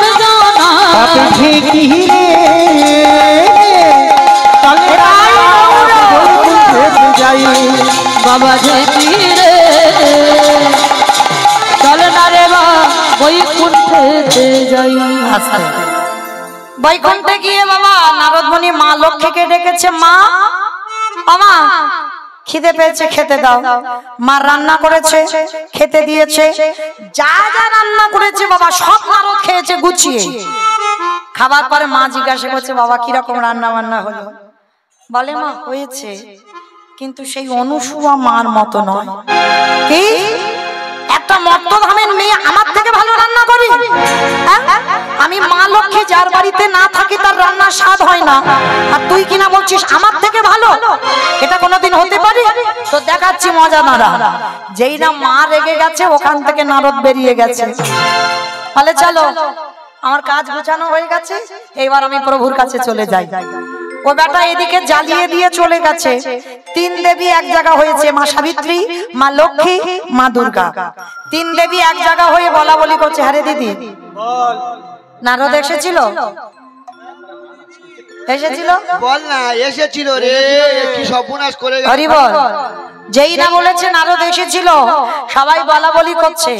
তার মা দুর্গা তাদের মধ্যে থেকে রেগে গিয়ে বলছে, আমি পরীক্ষা নেব, ওনা কি সতী, ওনা কি ভালো রান্না করে, দেখবো ওর রান্নার স্বাদটা কেমন, ও কি করে আমায় খেতে দিতে পারে। মহামায়া মায়ার দ্বারা এক ব্রাহ্মণ রূপ ধারণ করেছে। অনুসুয়া মার বাড়িতে গিয়ে বলছে, মা ভিক্ষাং দেহি। অনুসুয়া মা তাড়াতাড়ি বেরিয়ে এসে বলছে, বাবা কি আপনি? চিনবি না, আমি এক ব্রাহ্মণ, ক্ষুধার্ত, আমার খিদে পেয়েছে, একটু খেতে দিবি মা? দেব বাবা, একটু বসে, এখন আমার স্বামী সেবা হয়নি তো, আমার স্বামী সেবা দিয়েই আমি আপনাকে সেবা দেব। অসম্ভব, আমার খিদে পেয়েছে, আগে আমাকে খেতে দে, পরে তো স্বামীকে খেতে দিবি। অনুসুয়া করে জোর করে বলছে, না বাবা ঠাকুর, এই জীবনে আমার প্রাণ থাকতে এটা কোনোদিন হবে না, আগে আমার প্রতি সেবা, তারপরে আমি আপনাকে সেবা দেব। জগৎ জননী দুর্গা রেগে গিয়ে বলছে, এত বড় স্পর্ধা, জগতে সবাই জানে আগে অতিথি আপ্যায়ন করতে হয়, এই মর্তের নারী আগে প্রতি সেবা? তাহলে তো দেখতে হয় এ কি করে আমায় খেতে দেয়, আমি তবু রাগ সম্বরণ করে রেখে দেব, দেখবো ও কি করে আমায় খেতে দেয়। অত্রিমুনির কাছে গেছে, বলে স্বামী এক ব্রাহ্মণ এসেছে। অত্রিমুনি বলছে, অনুসুয়া একটা কাজ করো, আবার কোথা থেকে কে এসেছে, কোনো দেব দেবী বলা তো যায় না, তোমাকে পরীক্ষা করার জন্য একটা দিন নয়, আমি একটু পরে খাবো, তুমি আগে ওই ব্রাহ্মণকে খেতে দাও। স্বামী,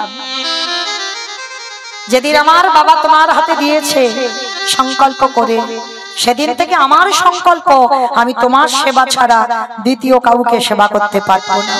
হ্যাঁ, তোমাকে সেবার পরে আমি সেবা করব, কিন্তু তোমার কথা আমি রাখতে পারলাম না, আগে আমার প্রতি সেবা। ঠিক আছে, তুমি যেটা ভালো বোঝো করো। কি বলবো বলো, তুমি তো বললে শুনবে না। স্বামী সেবা করেছে, স্বামী সেবা করে মহামায়াকে, যেই না ব্রাহ্মণ রূপে এসেছে, সেবা দিয়েছে। যত দিচ্ছে এক হাড়ি অন্ন ব্যঞ্জন করেছে, যত দিচ্ছে মহামায়ার মায়াতে সব খেয়ে ফেলছে। মহামায়া মনে মনে ভাবলো, দেখবো অনুসুয়া তুমি কি করে আমার উদর ভর্তি করো। এক হাড়ি অন্ন সে সব খেয়ে ফেলেছে মহামায়া, ঘরে আর কিচ্ছু নেই। মহামায়া বারবার বলছে, অনুসুয়া আরো দে মা, আরো দে, আমার উদর এখনো ভর্তি হয়নি। অনুসুয়া চিন্তায় পড়ে গেল, আমার ঘরে তো আর কিছু নেই, আমি কি দিয়ে সেবা দেব।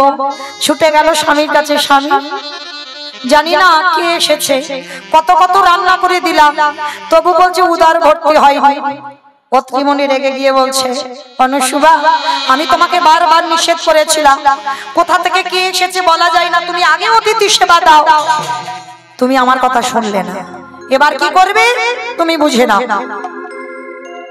অনুসুয়া বলছে, বেশ, তুমি যখন আমার উপরে দায়িত্ব দিয়ে দিলে, এই জীবনে আমি অন্যায় করিনি, অপরাধও করিনি, তবে আমিও কথা দিলাম তোমার ওই কুমণ্ডলীর জলটা আমাকে একটু দাও। স্বামীর কাছ থেকে কুমণ্ডলীর জলটা নিয়েছে। এমনই দুর্ভাগা কপাল, সেদিন রান্নাঘরে একটা কাঠও নেই, চাল ডাল তো নেই, কাঠও নেই। তাহলে কি হবে? আর ওদিকে মহামায়া বলছে খেতে দাও, খেতে দাও। অনুসূয়া বলছে বেশ, আমি যদি ঠিক ঠিক ভাবে স্বামী সেবা করে থাকি তাহলে আমিও দেখব অতিথি সেবা কি করে দেওয়া যায়। শূন্য হাড়িটা উনানে বসেছে, কিছু নেই হাড়িতে, জলও নেই, চাল ডাল কিচ্ছু নেই, জ্বালানি কাঠও নেই। কুমণ্ডলীর জলটা হাতে করে নিয়েছে। হাতে করে নিয়ে একবার শুধু বলে উঠল, ওম পতি পরমেশ্বরায় নমঃ, ওম পতি পরমেশ্বরায় নমঃ, ওম পতি পরমেশ্বরায় নমঃ, ওম পতি পরমেশ্বরায় নমঃ, ওম পতি পরমেশ্বরায় নমঃ, ওম পতি পরমেশ্বরায় নমঃ নমঃ।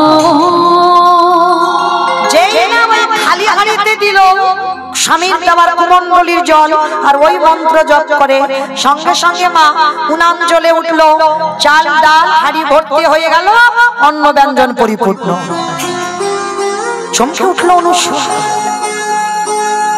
এটা কি করে হলো? কার শক্তিতে এমন হলো? দেখবেন বাবা, অনেক অনেক নারী আমরা বুঝি না যার মধ্যে কত শক্তি আছে।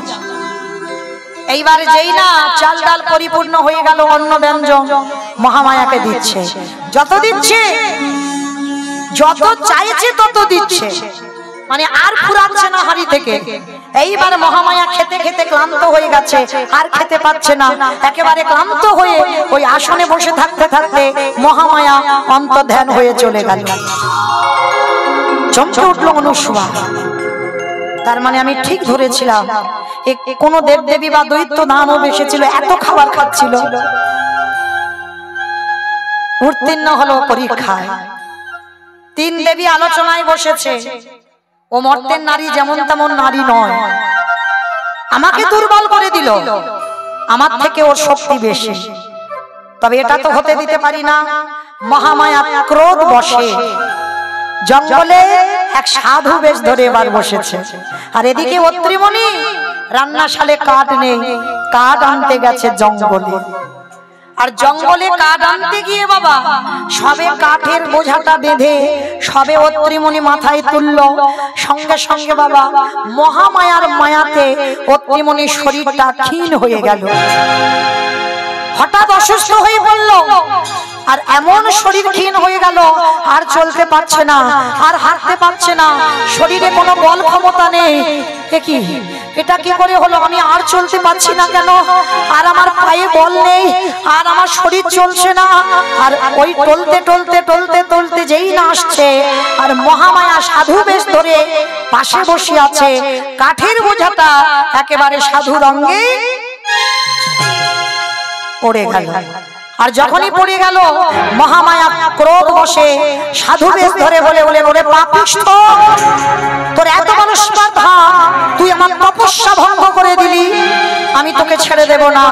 এই মুহূর্তে আমি তোকে অভিশাপ দিলাম, তোর জন্য আমার ধ্যান ভঙ্গ হলো, অভিশাপ দিলাম।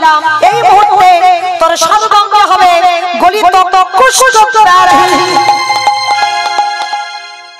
চমকে উঠল অত্রিমণি, কি বললে বাবা ঠাকুর? আমি তো অন্যায় করিনি, আমি বুঝতে পারিনি, কি করি আমার শরীরের বল ক্ষমতা চলে গেল। আমি তো কোনো অন্যায় করিনি। অন্যায় করিসনি, আমার তপস্যা ভঙ্গ করলি, আর তুই বলছো অন্যায় করিসনি। সব আমি অভিশাপ দিলাম, শুধু তোর দুষ্টতাই হবে না, 1 মাস পরে সূর্য ওঠার সঙ্গে সঙ্গে তোর মৃত্যু হয়ে যাবে। সঙ্গে সঙ্গে অত্রিমণির সর্বাঙ্গে ভরে গেল গলিত কুষ্ঠ ব্যাধি। হঠাৎ ভালো মানুষ, গায়ে বড় বড় ফসকা পড়ে গেল। অনুসূয়া ওই কাঠের বোঝাটা নিয়ে আর চলতে পারে না। অনুসবা, অনুসবা, আর যে আমি চলতে পারছি না অনুসবা। যেই না দরজায় দাঁড়িয়ে ডাক দিয়েছে, অনুসবা একবার বেরিয়ে এসো। অনুসবা মনে মনে করছে কি, এ তো আমার স্বামীর কণ্ঠস্বর। তাড়াতাড়ি করে ঘর থেকে দুয়ারে যেই না বেরিয়েছে, স্বামীকে দেখা মাত্র চমকে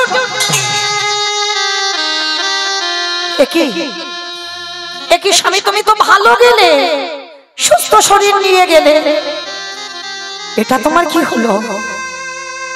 অনুসবা, আমি বুঝতে পারলাম না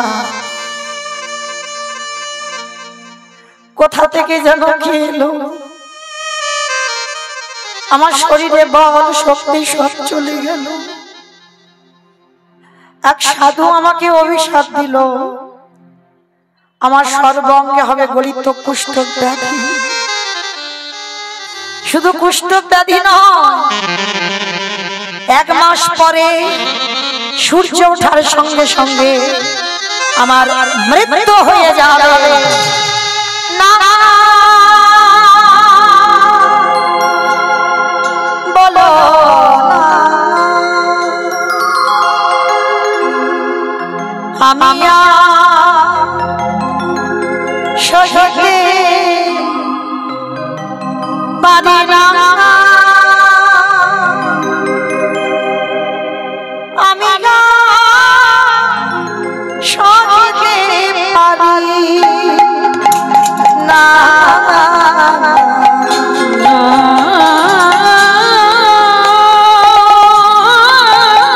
বলো না, বলো না, আমি সহিতে পারি না,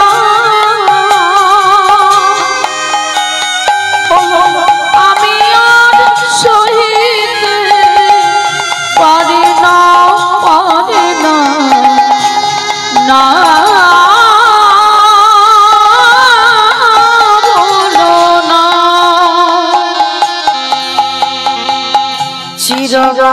চিরগাছিত ধন যে তুমি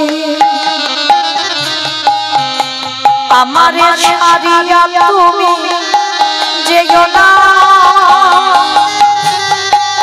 আমারে ছাড়িয়া তুমি যেও না। চিরবাঞ্ছিত ধন যে তুমি আমারে ছাড়িয়া তুমি যেও না, আমারে ছাড়িয়া তুমি যেও না।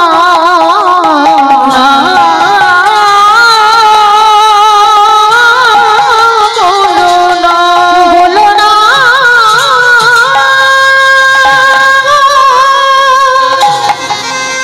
তুমি মনে করে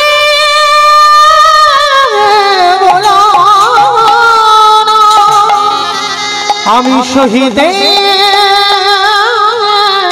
পারিব না। অত্রিমণি বলে উঠলেন, অনুসবা চলে যাও, তুমি এবার বাপের বাড়ি চলে যাও, কারণ আমি অসুস্থ স্বামী, আর এই কুষ্ঠ রোগ বড় ছোঁয়াচে রোগ। তুমি যদি আমার সেবা করতে থাকো, তুমিও রোগে পড়ে যাবে। তাই ভালোর জন্য বলছি, সেই তো আমার 1 মাস পরে মৃত্যু হয়ে যাবে, আমি যা হোক করে কাটিয়ে দেব, তুমি বাপের বাড়ি চলে যাও। না না, কেন ভুলে যাচ্ছ? সুখের সময় যেমন তোমার পাশে ছিলাম, যে কটা দিন দুঃখ থাকবে সে কটা দিনও তোমার পাশে থাকবে।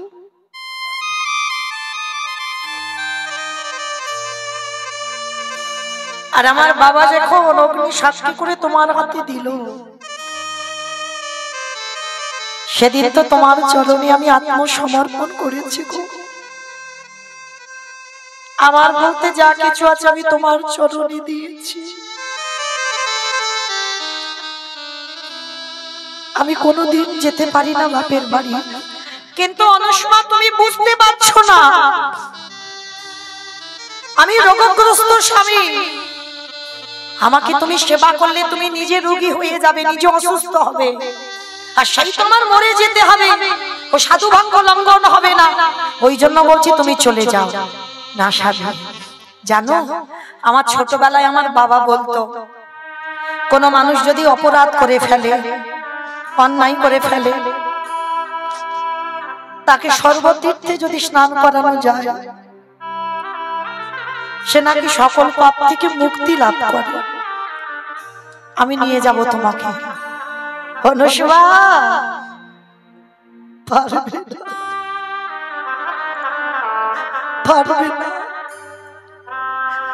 কারণ আমার অঙ্গ থেকে মাংসগুলো পচে পচে পড়ে যাচ্ছে।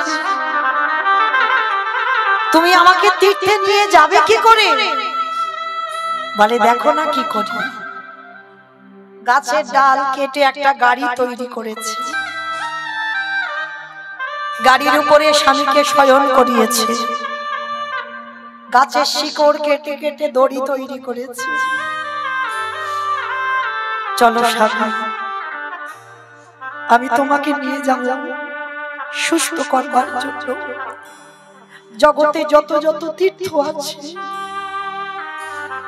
সকল তীর্থে আমি পায়ে হেঁটে তোমাকে নিয়ে স্নান করাবো। আর আমার বাবা বলতো, তীর্থে স্নান করলেই তুমি ভালো হয়ে যাবে। চলো, আমি তোমাকে নিয়ে যাব। অনুষ্মা তুমি বুঝতে পারছো না, আমার 1 মাস আয়ু, আর 1 মাসের মধ্যে তুমি সব তীর্থ ভ্রমণ করতে পারবে না পায়ে হেঁটে। পারবো, আমার বিশ্বাস আছে তোমার চরণে। স্বামীকে ওই গাড়িতে করে বসে টানতে টানতে যাচ্ছে। দয়াময়, যে সুখের জন্য আমি ঘর বেঁধেছিলাম, জানি না কোন অপরাধের জন্য তুমি আমার সব ভেঙে দিলে। ওগো দয়াময়,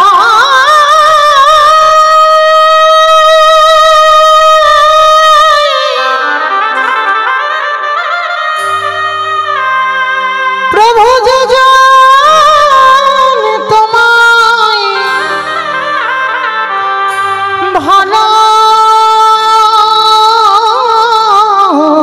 ভালোবাসে, তারে কি এমনি করে কাঁদিতে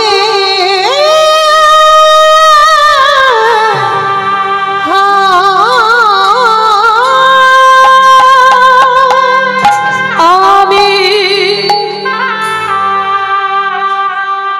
সুখের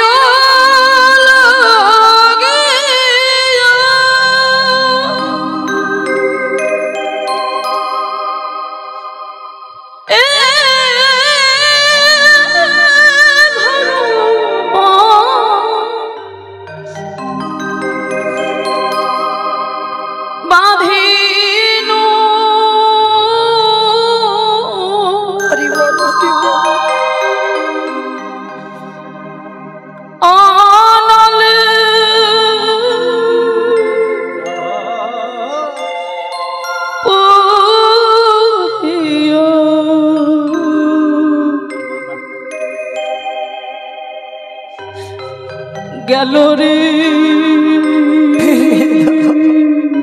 ফিরিয়ে দাও সব কিছু। অনলি ও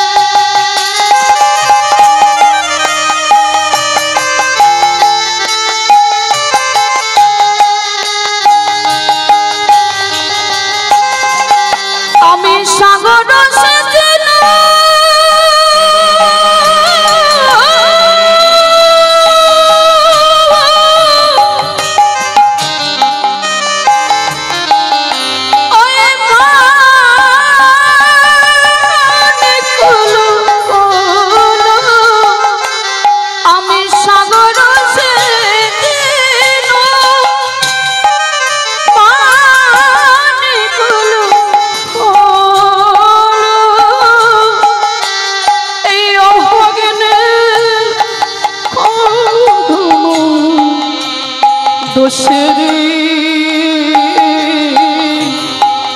অভাগিনীর কারণে আমি সুখের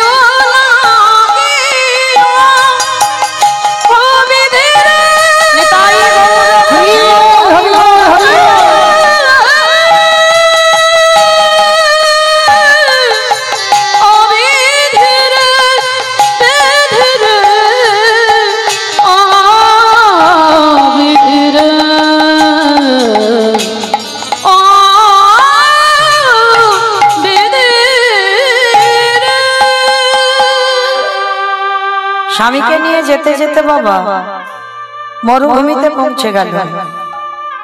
আর মরুভূমিতে অত্রিমণির গলাটা শুকিয়ে গেল, পিপাসায় কাতর। অনুসুবাকে বলছে, অনুসুবা একটু জল দেবে? মরুভূমিতে জল পাবে কোথায়? স্বামী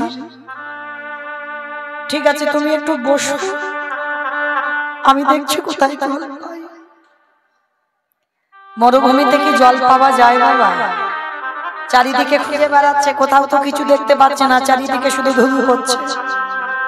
মহামায়া মনে মনে চিন্তা করছে, এই তো সুযোগ, এই সুযোগে দেখবো মেয়েটা কি করে স্বামীকে বাঁচায়।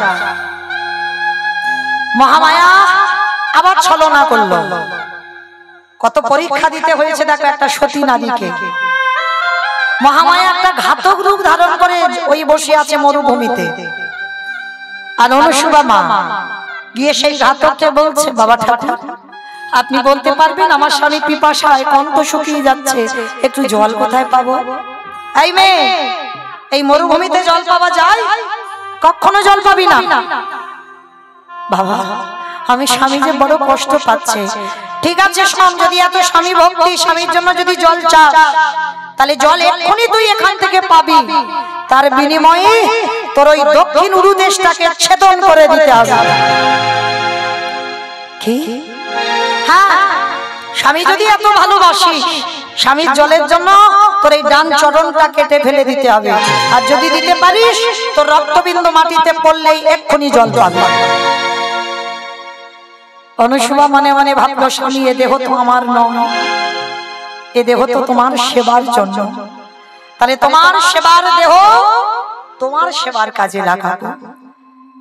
অত্রিমণি এদিকে কষ্ট পাচ্ছে পিপাসার জন্য। অনুসুবা মা ঘাতকের কাছ থেকে অস্ত্রটা হাতে করে তুলে নিয়েছে। অস্ত্রটা তুলে নিয়ে ওম পতি পরমেশ্বরায় নমঃ, ওম পতি পরমেশ্বরায় নমঃ, ওম পতি পরমেশ্বরায় নমঃ বলে ওই অস্ত্রটা দিয়ে দক্ষিণ উরুদেশটাকে ছেদন করে দিল। যেই না পাটা কেটে দিল, হঠাৎ মহামায়ার মায়াতে একটা সরোবর সৃষ্টি হলো।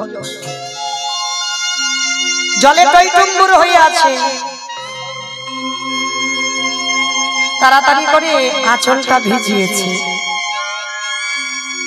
যাবে কি করে গো? একটা পায়ে কতক্ষণ হেঁটে যাবে? বাড়ি রোদে গরম হয়ে গেছে, অনুসুবা মা বুকে হেঁটে যাচ্ছে। কেমন স্বামী সেবা, স্বামী ভক্তি দেখে, কিন্তু মনে বিশ্বাস আর মাত্র কটা দিন আছে স্বামী। অনুসুবা মা আঁচলটা ভিজিয়ে নিয়ে গেছে স্বামীর কাছে। আর স্বামীর কাছে গিয়ে স্বামী ততক্ষণে ঘুমিয়ে পড়েছে, আঁচলটা নিগড়ে নিয়ে স্বামীর বদনে জলটা দিয়েছে। যেই না বদনে জলটা দিল, অত্রিমণি চমকে উঠেছে। কে? আমি। যেই না অনুসুবা তাকিয়েছে, চমকে উঠলো, এ কি তোমার আর একটা চরণ কই? স্বামী অপরাধ নিও না, আমি তোমার অনুমতি না নিয়ে এই উরুটা ছেদন করেছি। যদি ছেদন না করতাম তোমার পিপাসার জল পেতাম না, ক্ষমা করে দাও। অনুসুবা এত তোমার স্বামী ভক্তি আমার জানা ছিল। নিজের একটা উরুদেশ কেটে বাদ দিয়ে দিলে শুধু আমার পিপাসার জলের জন্য। তবে আমিও যদি একদিন ভগবানকে ডাকি, আমি কুষ্ঠ রোগগ্রস্ত অসুস্থ হতে পারি, আমি এক্ষুনি আদেশ দিলাম, তোমার যেমন চরণ ছিল তেমন হয়ে যা, তেমন হয়ে যা, তেমন হয়ে যা। ভক্তিমুনির কথা বলাতে সঙ্গে সঙ্গে অনুষ্বাদ যেমন চরণ ছিল তেমন হয়ে গেল। গাছের তলায় স্বামীর মরা মাথাটা আর কদিন পরে তো মরে যাবে, শরীরে আর মাংসগুলো নেই, হাড়গুলো শুধু আছে, আর কথা বলার ক্ষমতা নেই অত্রিমুনির। অনুষ্বা, আর 3 দিন পরে আমি চলে যাব। যাও, অনেক কটা দিন তো আমার সেবা করলে, অনেক কটা দিন আমার কাছে রইলে, যাও, তোমারও তো জীবন আছে, তুমি আমার জন্য তোমার জীবন নষ্ট করতে পারো না। এবার আমাকে একা ফেলে রেখে চলে যাও, আর তো 3 দিন বাঁচবো, তারপর সেই তো চলে যাব তোমার ছেড়ে। অনুষ্বা স্বামীর মাথাটা কোলে করে নিয়ে মাথায় হাত বুলাচ্ছে আর বলছে, স্বামী কে বলেছে তুমি চলে যাবে? একদিন যদি পতি সেবা করি, তাহলে সেই পতি সেবার পরে আমি তোমাকে তো আমার কাছ থেকে যেতে দিতে পারি না। কি করে তুমি আমায় বাঁচাবে? আর তো উপায় নেই। আছে, দেখো না কি করি। স্বামীর মাথাটা নিয়ে কাঁদছে, কাঁদতে কাঁদতে বলে বলে, তোমাকে তো অভিশাপ দেওয়া আছে, আকাশে সূর্যদেব উঠলে তবে তোমার মৃত্যু হবে। তাই আমি সতী নারী যদি হই, আমিও বলে রাখলাম, সূর্য দেবতা একদিন বাদে ওঠো, সূর্য দেবতা একদিন বাদে ওঠো, সূর্য দেবতা একদিন বাদে ওঠো, সূর্য দেবতা একদিন বাদে ওঠো, সতী নারী হাতের শাখা ভেঙে দিল না, সতী নারী শীতের সিঁদুর মুছে দিল না, তোমায় বলি সূর্যদেব উদয় হয় না, সূর্য দেবতা একদিন বাদে ওঠো, সূর্য দেবতা একদিন বাদে ওঠো। যেই না কথাটা বলা বাবা, 1 সপ্তাহ আর সূর্য আকাশে উঠছে না।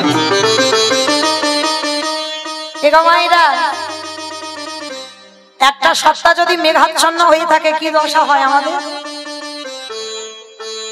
আর সূর্য যদি না ওঠে, জীব জগৎ আর বাঁচবে বলে মনে হয়?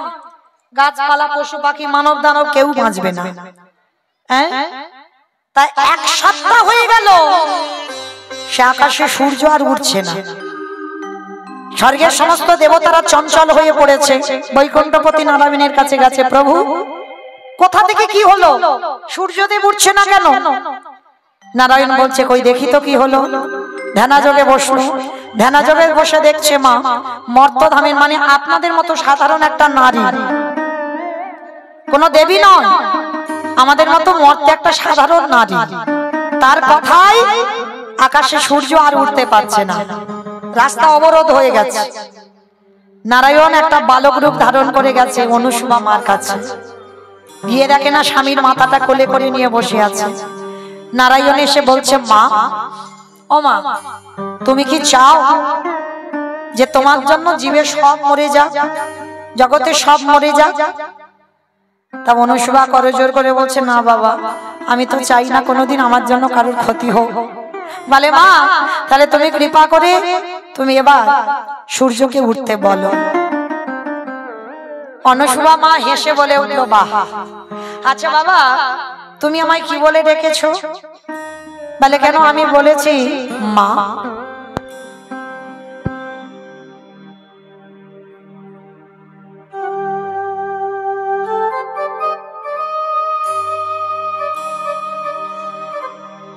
হরে কৃষ্ণ। মা বলে ডেকেছে। বলে, বাহ, মা যে বলে কোন সন্তান কি পারে মায়ের শীতের সিঁদুর হাতের শাখা ভাঙতে? তাহলে তুমি কি করে পারলে শীতের সিঁদুর হাতের শাখা ভেঙে দিতে? বলো, পারবে? ও মা, শোনো বাবা, তুমি তো আমার স্বামীকে নেবে না, আমার স্বামীকে নেবে যমরাজ। যমরাজ এসে বলুক যে আমার স্বামীকে নেবে, আবার ফিরিয়ে দেবে, সুস্থ সবল স্বামী করে, তাহলে আমি যাব, তাহলে সূর্যকে উঠতে বলবো। নারায়ণ যমরাজের কাছে খবর দিয়েছে, যমরাজ এসেছে। এসে বাবা অনুসুয়া মাকে বলছে, মা কথা দিলাম তুমি সূর্যকে উঠতে বলো, এক কলেবর থেকে তোমার স্বামী মারা যাবে, আবার নতুন কলেবর থেকে তোমার স্বামী জীবিত সুস্থ সবল স্বামী আবার প্রাণ ফিরে পাবে। যেই না বলেছে বাবা, সঙ্গে সঙ্গে অনুসুয়া মা করজোর করে বললেন, হে সূর্যদেব, সত্যি যদি তুমি আমার কথায় না ওঠো, তাহলে আমি তোমার আদেশ দিলাম, এই মুহূর্তে তুমি উদয় হও, উদয় হও, উদয় হও। যেই না বলা, আকাশে সূর্য উঠলো, আর সূর্য উঠতেই পত্নীমণির প্রাণ চলে গেল। একদিকে মরা স্বামী, একদিকে সুস্থ সবল স্বামী প্রাণ ফিরে পেল। অনুসুয়া মায়ের আনন্দ, স্বামীকে ভালো করে আবার সেই চিত্রকূট পর্বতে ফিরল। স্বামী স্ত্রী দুজনে আনন্দের সংসার চলছিল। আর এদিকে ব্রহ্মা বিষ্ণু মহেশ্বর তিন দেব মনে মনে ভাবছে, এই যে চলো, অনেক দিনের ইচ্ছা, নারদ যে খাবার খেয়েছে আমাদের তো খাওয়া হয়নি, চলো আমরা তিন দেব অনুসুয়া মার কাছে গিয়ে আমরা রন্ধন সেবা করব। তিন দেব কি করেছে বাবা? হরে কৃষ্ণ, জয় নিতাই, জয় গৌর। আজ এই হরিনাম লীলা কীর্তন গানে সন্তুষ্ট হয়ে চাঁদুর গ্রামের অচিন্তলায় 100 টাকা পুরস্কৃত করলেন মৌমিতা ঘোষ মহাশয়াকে। আশা করি সকলেই সমর্থন করবেন হরিধ্বনি সহকারে। নিতাই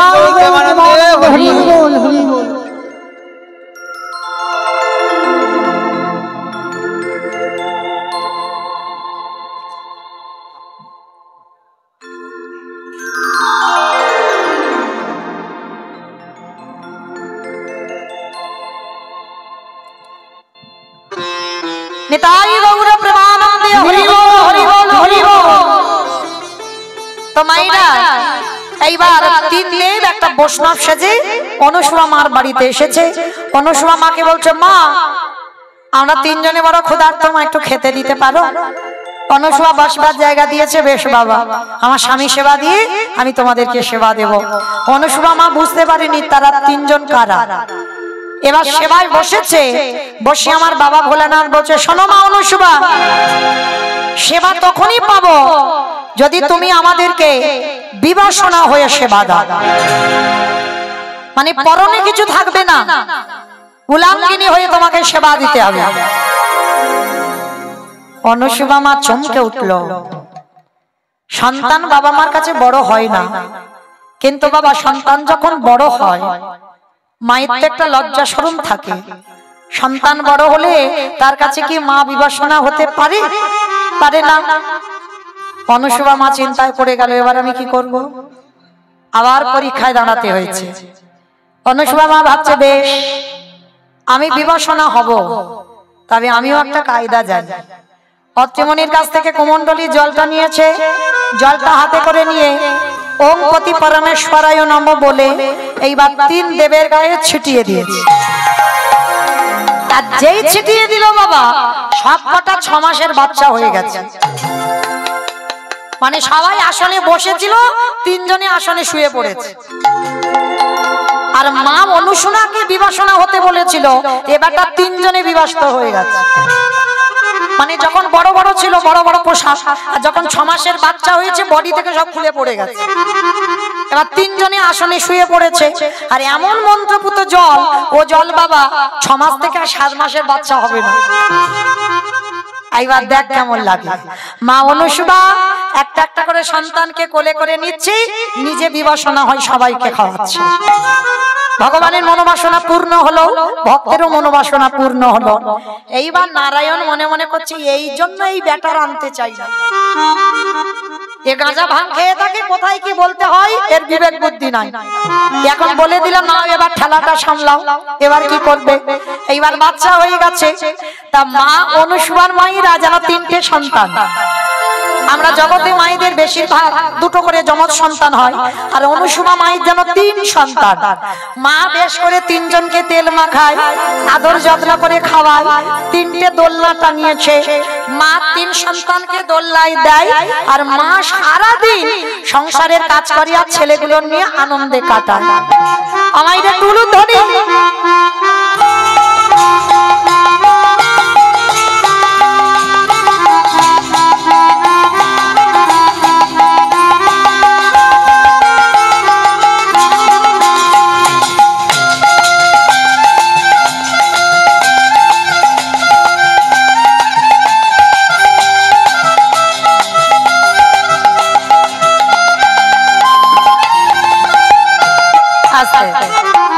এইবার মনের আনন্দে 3 জনকে সেবা করছে, ভজন করছে, পূজা করছে।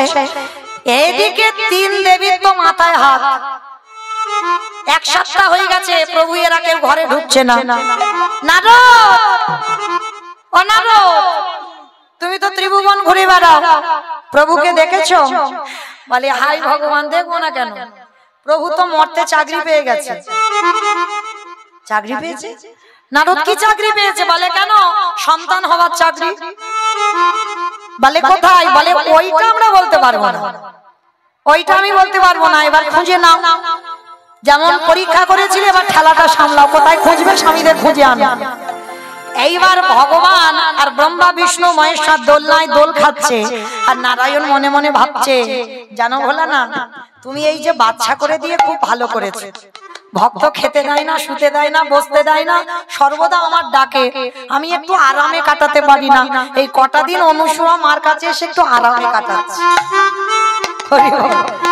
3 দেব আনন্দে আছে, আর 3 দেবী খুঁজে খুঁজে অনুসূয়া মার বাড়ি এসেছে। 3 দেবী ছদ্মবেশে আছে। এসে অনুসূয়া মার কাছে এসে বলছে, মা ভিক্ষা দেহি।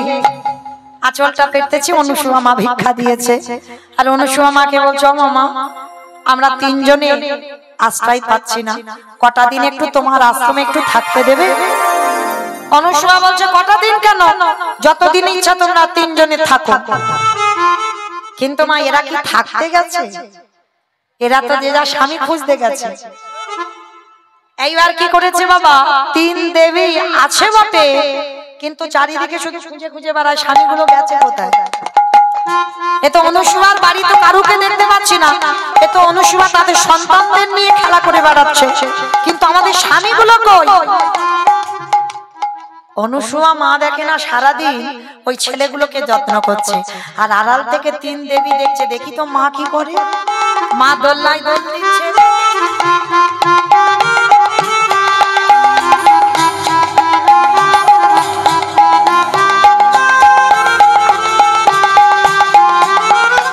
মা একবার করে দোল দেয় আর রান্না করতে যায়, আর 3 দেবী দোলনার কাছে এসেছে। ও মা, হ্যাঁ রে, 2টো সন্তান হয়, এইরকম 3টে সন্তান। ও মায়েরা, আর 6 মাসের বাচ্চা চেনা যাবে?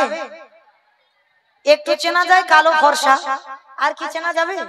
চিনতে পারছে না, সব একরকম দেখাচ্ছে। দিদি বল, তোরটা চিনতে পারছিস? একদম এক দেখতে। একদম হাই ভগবান।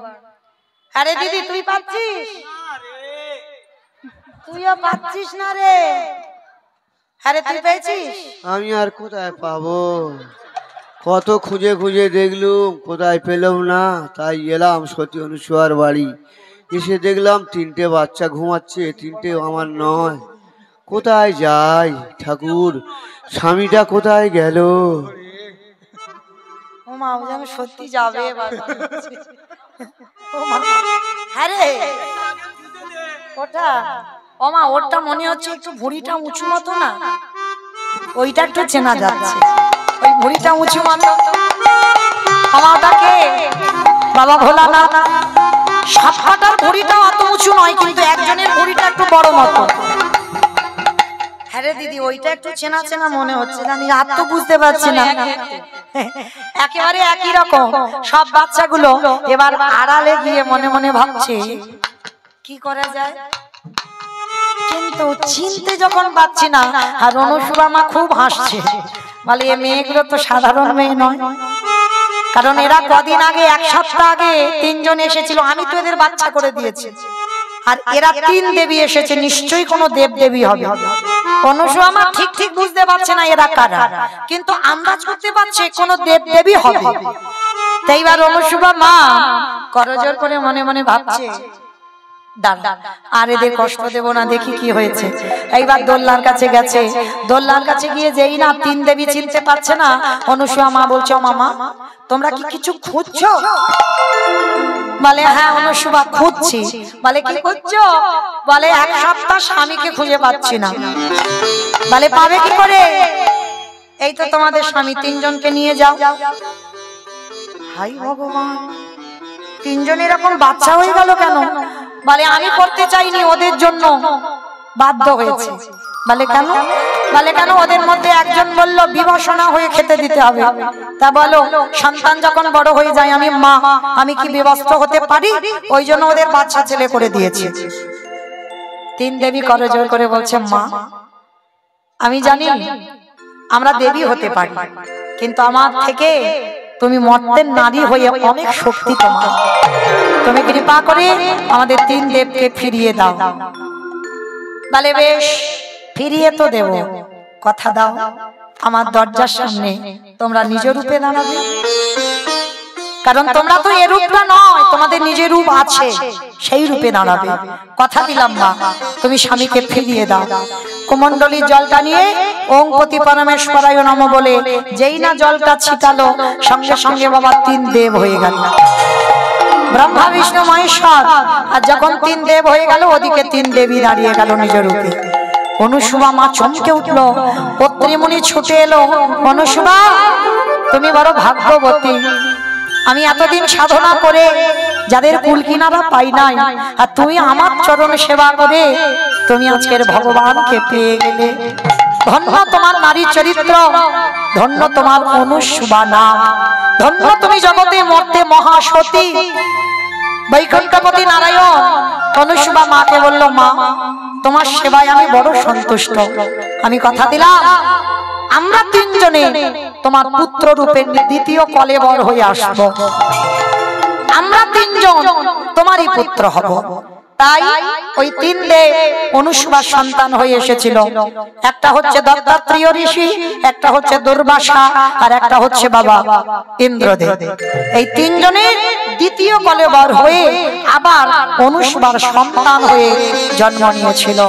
অনুসুয়া মা বললেন, প্রভু কৃপা করে যখন এত কৃপা করলে সন্তান হয়ে যখন আমার গর্ভে আসবে, আবার জন্ম নেবে, কৃপা করে তুমি যুগল হয়ে তোমরা 3 জনে দাঁড়াও। ব্রহ্মা বিষ্ণু মহেশ্বর আর নারদ মুনি পাশে আছে। এইবার সবাই যুগলে দাঁড়ালেন। নারদ মুনি এসে বলল, অনুসুয়া আমি সেদিন তোমার বাড়িতে প্রসাদ পেয়ে গিয়েছিলাম বৈষ্ণব সেজে। চমকে উঠল অনুসুয়া, তার মানে তুমি নারদ ছিলে? হ্যাঁ, তুমি আমায় চিনতে পারোনি। সেদিন আমি তোমায় আশীর্বাদ দিয়ে গিয়েছিলাম, একদিন না একদিন ব্রহ্মা বিষ্ণু মহেশ্বরকে তুমি দরজায় বন্দী করবে। সেটাই হলো, একদিন না একদিন ভগবানকে সন্তান রূপে তুমি কোলে পাবে, সেটাই হলো। আর একদিন আমি প্রতিজ্ঞা করেছিলাম, তোমার এই রান্না আমি 3 দেবীকে এনে আমি প্রসাদ খাওয়াবো। এইবার অনুসুয়ার বাড়িতে ব্রহ্মা বিষ্ণু মহেশ্বর আর নারদ সবাই নিজ রূপ ধারণ করে যুগলের আড়ালে ভক্তগণ সবাই মিলে যুগল দর্শন করলেন। মায়েরা এবার বিদায়, চলে যাব আপনাদের চরণ ছেড়ে। তো আজকে লীলা শুনে আমাদের চৈতন্য হলো এটাই, যদি প্রকৃত স্বামী সেবাও করা যায় তাহলে আর বাবা কোনো দেবদেবীর চরণ যদি সেবা নাও করো, আমরাও মহাসতীর মতো আমরাও জগতে সতী নারী হতে পারি। কারণ স্বামী সেবা করলে জগৎ স্বামীকেও পাওয়া যায়। স্বামীর বামে, স্বামীর বামে, স্বামীর বামে দাদা এলো নবীন কিশোরী গো। ও স্বামীর বামে দাদা এলো নবীন কিশোরী। স্বামীর বামে দাদা এলো নবীন কিশোরী। ললিতা